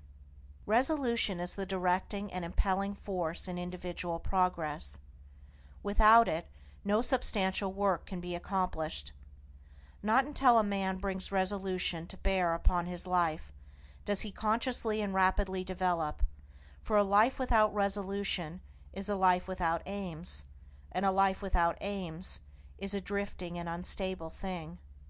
Resolution may, of course, be linked to downward tendencies, but it is more usually the companion of noble aims and lofty ideals, and I am dealing with it in this, its highest use and application. When a man makes a resolution, it means that he is dissatisfied with his condition, and is commencing to take himself in hand with a view in producing a better piece of workmanship out of the mental materials of which his character and life are composed, and in so far as he is true to his resolution, he will succeed in accomplishing his purpose. The vows of the saintly once are holy resolutions directed towards some victory over self, and the beautiful achievements of holy men and the glorious conquests of the divine teachers were rendered possible and actual by the pursuit of unswerving resolution. To arrive at the fixed determination, to walk a higher path than heretofore, although it reveals the great difficulties which have to be surmounted, it yet makes possible the treading of that path, and illuminates its dark places with the golden halo of success. The true resolution is the crisis of long thought, protracted struggle, or fervent but unsatisfied aspiration. It is no light thing, no whimsical impulse or vague desire, but a solemn and irrevocable determination not to rest nor cease from effort until the high purpose which is held in view is fully accomplished. Half-hearted and premature resolution is no resolution at all, and it is shattered by the first difficulty. A man should be slow to form a resolution. He should searchingly examine his position, and take into consideration every circumstance and difficulty connected with his decision, and should be fully prepared to meet them. He should be sure that he completely understands the nature of his resolution, that his mind is finally made up, and that he is without fear and doubt in the matter. With the mind thus prepared, the resolution that is formed will not be departed from, and by the aid of it a man will, in due time, accomplish his strong purpose. Hasty resolutions are futile. The mind must be fortified to endure. Immediately the resolution to walk a higher path is made, temptation and trial begin. Men have found that no sooner have they decided to lead a truer and nobler life than they have been overwhelmed with such a torrent of new temptations and difficulties as to make their position almost unendurable, and many men, because of this, relinquish their resolution. But these temptations and trials are a necessary part of the work of regeneration upon which the man has decided, and must be hailed as friends and met with courage if the resolution is to do its work. For what is the real nature of a resolution? Is it not the sudden checking of a particular stream of conduct, and the endeavor to open up an entirely new channel? Think of an engineer who decides to turn the course of a powerfully running stream or river in another direction. He must first cut out his new channel, and must take every precaution to avoid failure in the carrying out of his undertaking. But when he comes to the all-important task of directing the stream into its new channel, then the flowing force, which for ages has steadily pursued its accustomed course, becomes refractory, and all the patience and care and skill of the engineer will be required for the successful completion of the work. It is even so with the man who determines to turn his course of conduct in another and higher direction. Having prepared his mind, which is the cutting of a new channel, he then proceeds to the work of redirecting his mental forces, which have hitherto flowed on uninterruptedly, into the new course. Immediately this is attempted, the arrested energy begins to assert itself in the form of powerful temptations and trials, hitherto unknown and unencountered. And this is exactly as it should be. It is the law, and the same law that is in the water is in the mind. No man can improve upon the established law of things, but he can learn to understand the law instead of complaining and wishing things were different. The man who understands all that is involved in the regeneration of his mind will glory in tribulations, knowing that only by passing through them can he gain strength, obtain purity of heart, and arrive at peace. And as the engineer at last, perhaps after many mistakes and failures, succeeds in getting the stream to flow on peacefully in the broader and better channel, and the turbulence of the water is spent, and all dams can be removed, so the man of resolution at last succeeds in directing his thoughts and acts into the better and nobler way to which he aspires, and temptations and trials give place to steadfast strength and settled peace.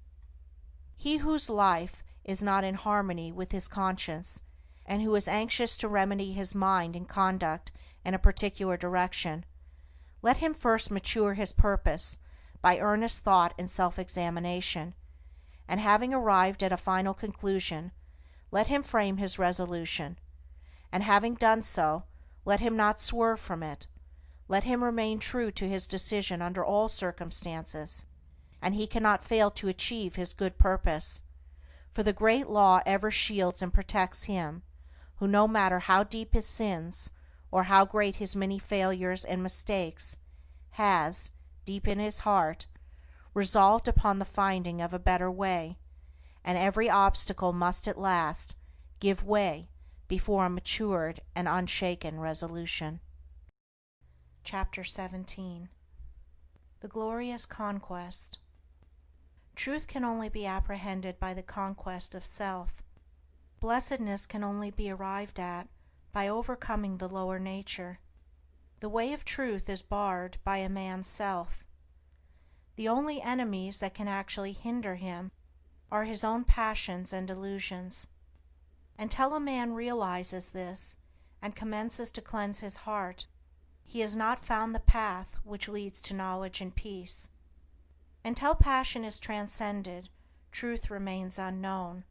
This is the divine law. A man cannot keep his passions and have truth as well. Error is not slain until selfishness is dead. The overcoming of self is no mystical theory, but a very real and practical thing.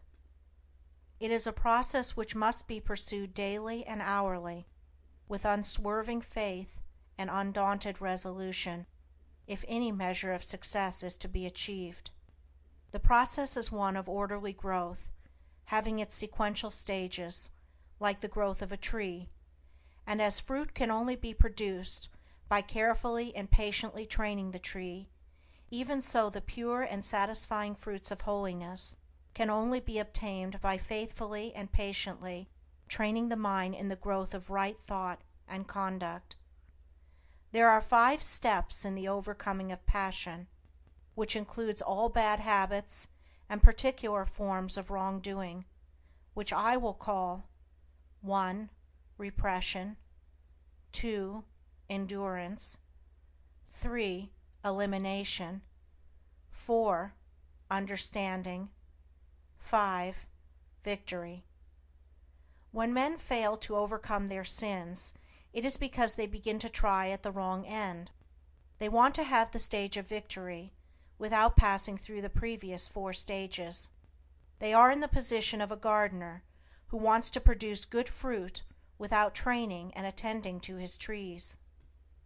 Repression consists in checking and controlling the wrong act, such as an outburst of temper, a hasty or unkind word, a selfish indulgence, etc., and not allowing it to take actual form. This is equivalent to the gardener nipping off the useless buds and branches from his tree. It is a necessary process, but a painful one. The tree bleeds while undergoing the process, and the gardener knows that it must not be taxed too severely. The heart also bleeds when it refuses to return passion for passion, when it ceases to defend and justify itself. It is the process of mortifying the members, of which St. Paul speaks. But this repression is only the beginning of self-conquest. When it is made an end in itself, and there is no object of finally purifying the heart, that is a stage of hypocrisy, a hiding of one's true nature, and striving to appear better in the eyes of others than one really is. In that case it is an evil, but when adopted as the first stage toward complete purification, it is good. Its practice leads to the second stage of endurance, or forbearance, in which one silently endures the pain which arises in the mind when it is brought in contact with certain actions and attitudes of other minds toward one. As success is attained in this stage, the striver comes to see that all his pain actually arises in his own weaknesses, and not in the wrong attitudes of others toward him, these latter being merely the means by which his sins are brought to the surface and revealed to him. He thus gradually exonerates all others from blame in his falls and lapses of conduct, and accuses only himself, and so learns to love those who thus unconsciously reveal to him his sins and shortcomings.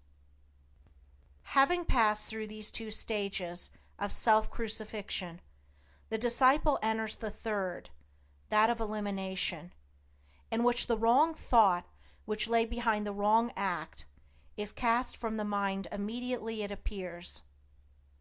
At this stage, conscious strength and holy joy begin to take the place of pain, and the mind having become more comparatively calm, the striver is enabled to gain a deeper insight into the complexities of his mind, and thus to understand the inception, growth, and outworking of sin. This is the stage of understanding. Perfection in understanding leads to the final conquest of self. a conquest so complete that sin can no more rise in the mind even as a thought or impression, for when the knowledge of sin is complete, when it is known in its totality, from its inception as a seed in the mind to its ripened outgrowth as act and consequence, then it can no more be allowed a place in life, but it is abandoned forever. Then the mind is at peace. The wrong acts of others no longer arouse wrong and pain in the mind of the disciple. He is glad and calm and wise. He is filled with love, and blessedness abides with him. And this is victory. Chapter 18. Contentment in Activity. The confounding of a positive spiritual virtue or principle with a negative animal vice is common amongst writers, even of what is called the advanced thought school, and much valuable energy is frequently expended in criticizing and condemning, where a little calm and reasoning would have revealed a greater light, and led to the exercise of a broader charity. The other day I came across a vicious attack upon the teaching of love, wherein the writer condemns such teaching as weakly, foolish, and hypocritical. Needless to say, that which he was condemning as love was merely weak sentimentality and hypocrisy. Another writer, in condemning meekness, does not know that what he calls meekness is only cowardice, while another who attacks chastity as a snare is really confusing painful and hypocritical restraint with the virtue of chastity. And just lately I received a long letter from a correspondent who took great pains to show me that contentment is a vice, and is the source of innumerable evils. That which my correspondent called contentment is, of course, animal indifference. The spirit of indifference is incompatible with progress, whereas the spirit of contentment may, and does, attend the highest form of activity, the truest advancement and development. Indolence is the twin sister of indifference, but cheerful and ready action is the friend of contentment. Contentment is a virtue which becomes lofty and spiritual in its later developments, as the mind is trained to perceive, and the heart to receive, the guidance in all things of a merciful law. To be contented does not mean to forego effort. It means to free effort from anxiety. It does not mean to be satisfied with sin and ignorance and folly, but to rest happily in duty done, work accomplished. A man may be said to be content to lead a groveling life, to remain in sin and in debt, but such a man's true state is one of indifference to his duty, his obligations, and the just claims of his fellow men. He cannot truly be said to possess the virtue of contentment. He does not experience the pure and abiding joy which is the accompaniment of active contentment. So far as his true nature is concerned, he is a sleeping soul, and sooner or later will be awakened by intense suffering, having passed through which he will find that true contentment is the outcome of honest effort and true living. There are 3 things with which a man should be content. 1. With whatever happens. 2. With his friendships and possessions. 3. With his pure thoughts. Contented with whatever happens, he will escape grief.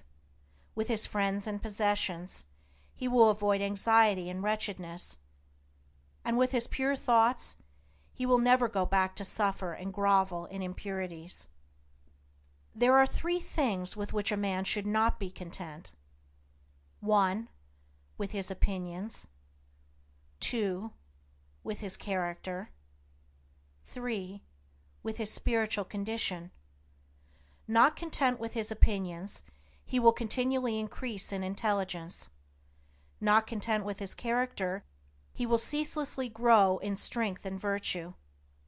And not content with his spiritual condition, he will, every day, enter into a larger wisdom and fuller blessedness.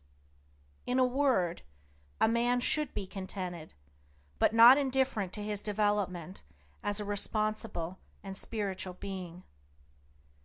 The truly contented man works energetically and faithfully, and accepts all results with an untroubled spirit, trusting at first that all is well, but afterwards, with the growth of enlightenment, knowing that results exactly correspond with efforts. Whatsoever material possessions come to him, come not by greed and anxiety and strife, but by right thought, wise action, and pure exertion. Chapter 19. The Temple of Brotherhood. Universal brotherhood is the supreme ideal of humanity, and towards that ideal the world is slowly but surely moving. Today, as never before, numbers of earnest men and women are striving to make this ideal tangible and real. Fraternities are springing up on every hand, and press and pulpit, the world over, are preaching the brotherhood of man. The unselfish elements in all such efforts cannot fail to have their effect upon the race, and are with certainty urging it towards the goal of its noblest aspirations. But the ideal state has not yet manifested through any outward organization, and societies formed for the purpose of propagating brotherhood are continually being shattered to pieces by internal dissension. The brotherhood for which humanity sighs is withheld from actuality by humanity itself. Nay more, it is frustrated even by men who work zealously, for it is a desirable possibility, and this because the purely spiritual nature of brotherhood is not perceived, and the principles involved, as well as the individual course of conduct necessary to perfect unity, are not comprehended. Brotherhood as a human organization cannot exist so long as any degree of self-seeking reigns in the hearts of men and women who band themselves together for any purpose, as such self-seeking must eventually rend the seamless coat of loving unity.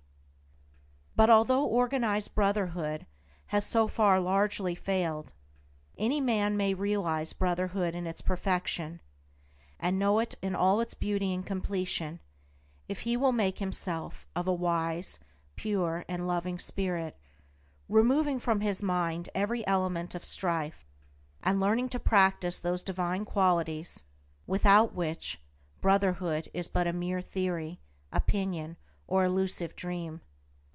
For brotherhood is at first spiritual, and its outer manifestation in the world must follow as a natural sequence. As a spiritual reality, it must be discovered by each man for himself, and in the only place where spiritual realities can be found, within himself, and it rests with each whether he shall choose or refuse it. There are four chief tendencies in the human mind which are destructive of brotherhood, and which bar the way to its comprehension, namely, pride, self-love, hatred, condemnation.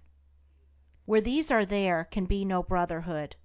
In whatsoever heart these hold sway, discord rules, and brotherhood is not realized, for these tendencies are, in their very nature, dark and selfish, and always make for disruption and destruction. From these four things proceeds that serpent brood of false actions and conditions which poison the heart of man, and fill the world with suffering and sorrow. Out of the spirit of pride proceed envy, resentment, and opinionativeness. Pride envies the position, influence, or goodness of others. It thinks, I am more deserving than this man or this woman. It also continually finds occasion for resenting the actions of others, and says, I have been snubbed, I have been insulted, and thinking altogether of his own excellence, it sees no excellence in others. From the spirit of self-love proceed egotism, lust for power, and disparagement and contempt. Self-love worships the personality in which it moves. It is lost in the adoration and glorification of that I, that self, which has no real existence, but is a dark dream and a delusion.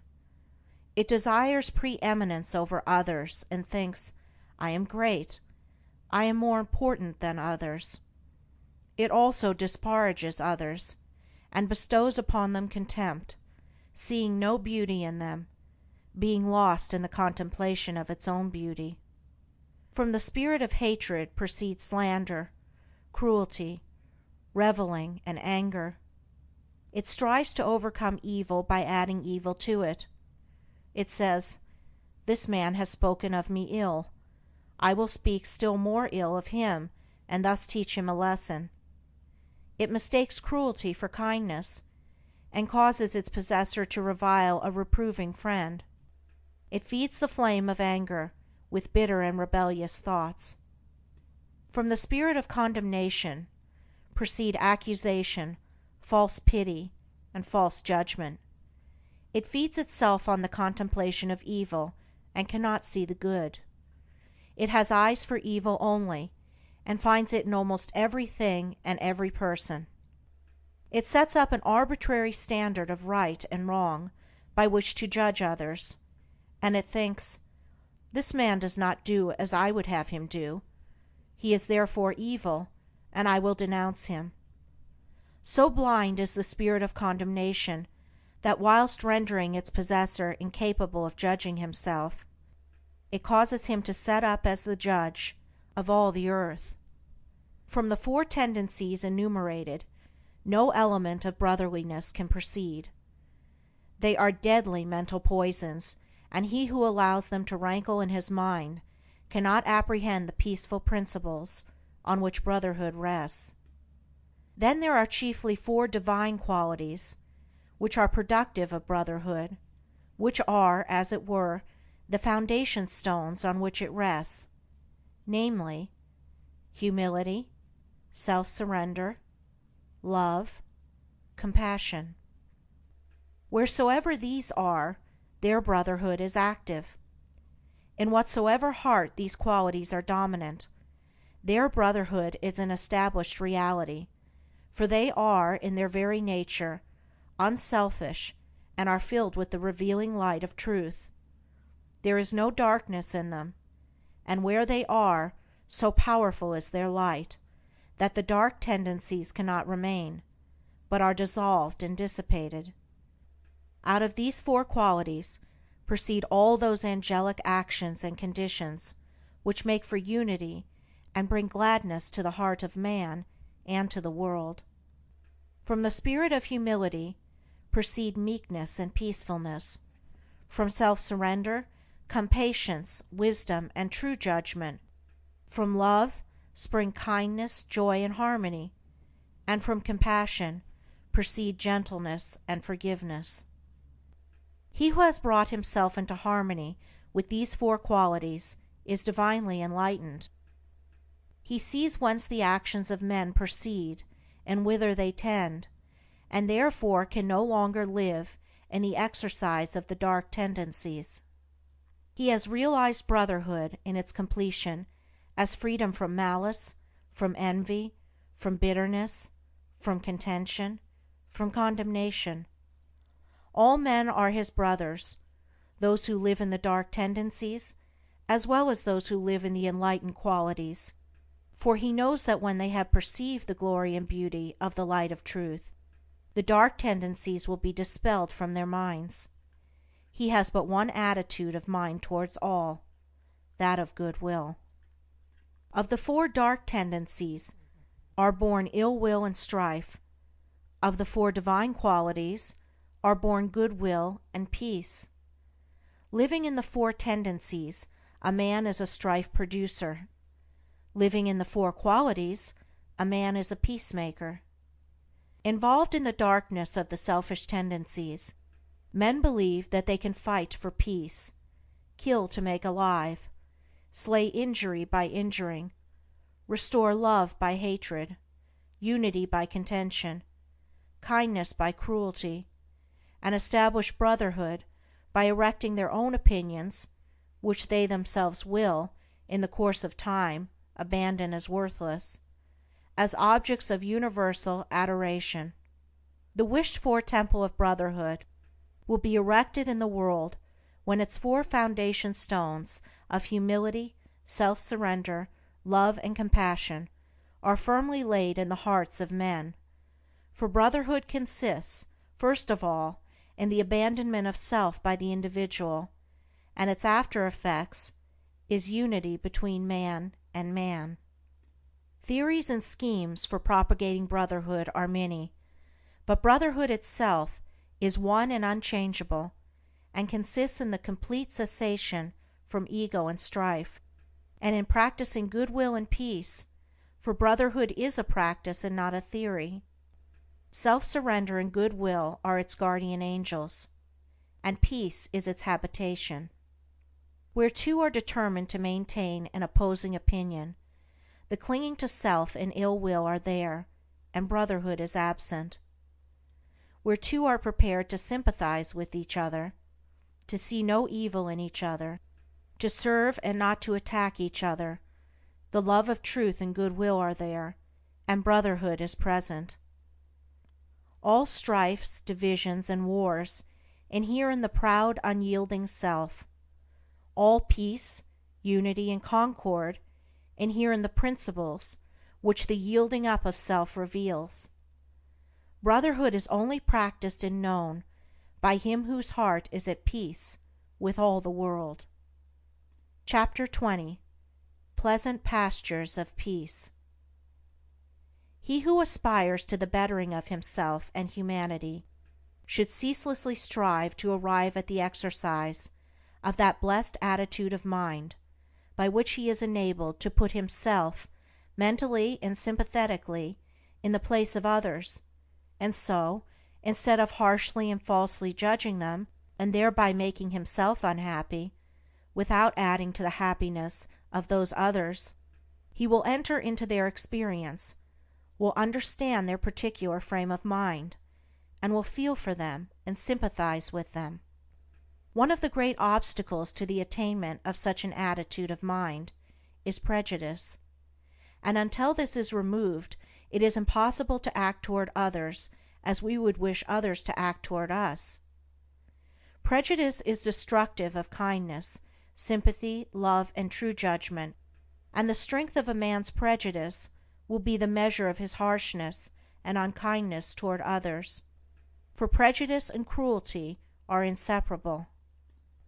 There is no rationality in prejudice, and immediately it is aroused in a man he ceases to act as a reasonable being, and gives way to rashness, anger, and injurious excitement. He does not consider his words, nor regard the feelings and liberties of those against whom his prejudices are directed. He has, for the time being, forfeited his manhood, and has descended to the level of an irrational creature. While a man is determined to cling to his preconceived opinions, mistaking them for truth, and refuses to consider dispassionately the position of others, he cannot escape hatred, nor arrive at blessedness. The man who strives after gentleness, who aspires to act unselfishly toward others, will put away all his passionate prejudice and petty opinions, and will gradually acquire the power of thinking and feeling for others, of understanding their particular state of ignorance or knowledge, and thereby entering fully into their hearts and lives, sympathizing with them, and seeing them as they really are. Such a man will not oppose himself to the prejudices of others by introducing his own, but will seek to allay prejudice by introducing sympathy and love, striving to bring out all that is good in men, encouraging the good by appealing to it, and discouraging the evil by ignoring it. He will realize the good in the unselfish efforts of others, though their outward methods may be very different from his own, and will so rid his heart of hatred, and will fit it with love and blessedness. When a man is prone to harshly judge and condemn others, he should inquire how far he falls short himself. He should also reconsider those periods of suffering when he himself was misjudged and misunderstood.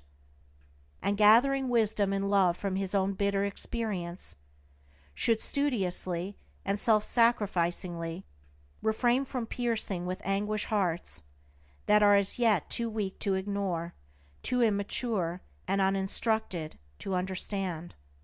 Sympathy is not required towards those who are purer and more enlightened than oneself, as the purer one lives above the necessity for it. In such a case reverence should be exercised, with a striving to lift one's self up to the purer level, and so enter into possession of the larger life. Nor can a man fully understand one who is wiser than himself, and before condemning he should earnestly ask himself whether he is, after all, better than the man whom he has singled out as the object of his bitterness. If he is, let him bestow sympathy; if he is not, let him exercise reverence. For thousands of years the sages have taught, both by precept and example, that evil is only overcome by good, yet still that lesson, for the majority, remains unlearned.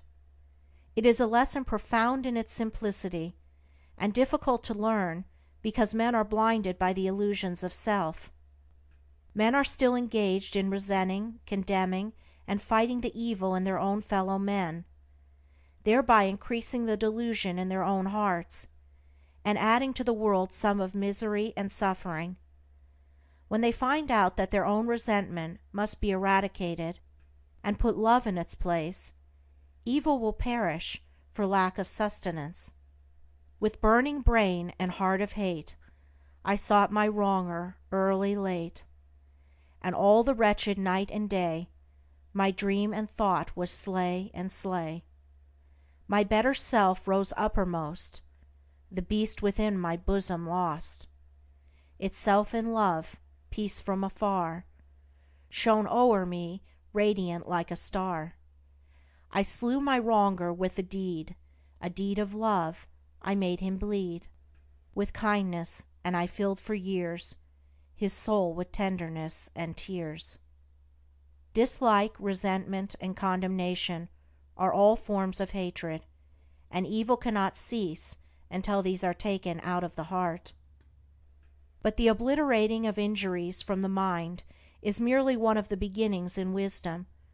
There is a still higher and better way, and that way is so to purify the heart and enlighten the mind that, far from having to forget injuries, there will be none to remember, for it is only pride and self that can be injured and wounded by the actions and attitudes of others, and he who takes pride and self out of his heart can never think the thought, I have been injured by another, or I have been wronged by another. From a purified heart proceeds the right comprehension of things, and from the right comprehension of things proceeds the life that is peaceful, freed from bitterness and suffering, calm and wise. He who thinks, this man has injured me, has not perceived the truth in life, falls short of that enlightenment which disperses the erroneous idea of evil as a thing to be hatefully resented. He who is troubled and disturbed about the sins of others is far from truth. He who is troubled and disturbed about his own sins is very near to the gate of wisdom. He in whose heart the flames of resentment burn cannot know peace nor understand truth. He who will banish resentment from his heart will know and understand. He who has taken evil out of his heart cannot resent or resist it in others, for he is enlightened as to its origin and nature, and knows it as a manifestation of the mistakes of ignorance. With the increase of enlightenment, sin becomes impossible. He who sins does not understand. He who understands does not sin. The pure man maintains his tenderness of his heart toward those who ignorantly imagine they can do him harm. The wrong attitude of others toward him does not trouble him. His heart is at rest in compassion and love.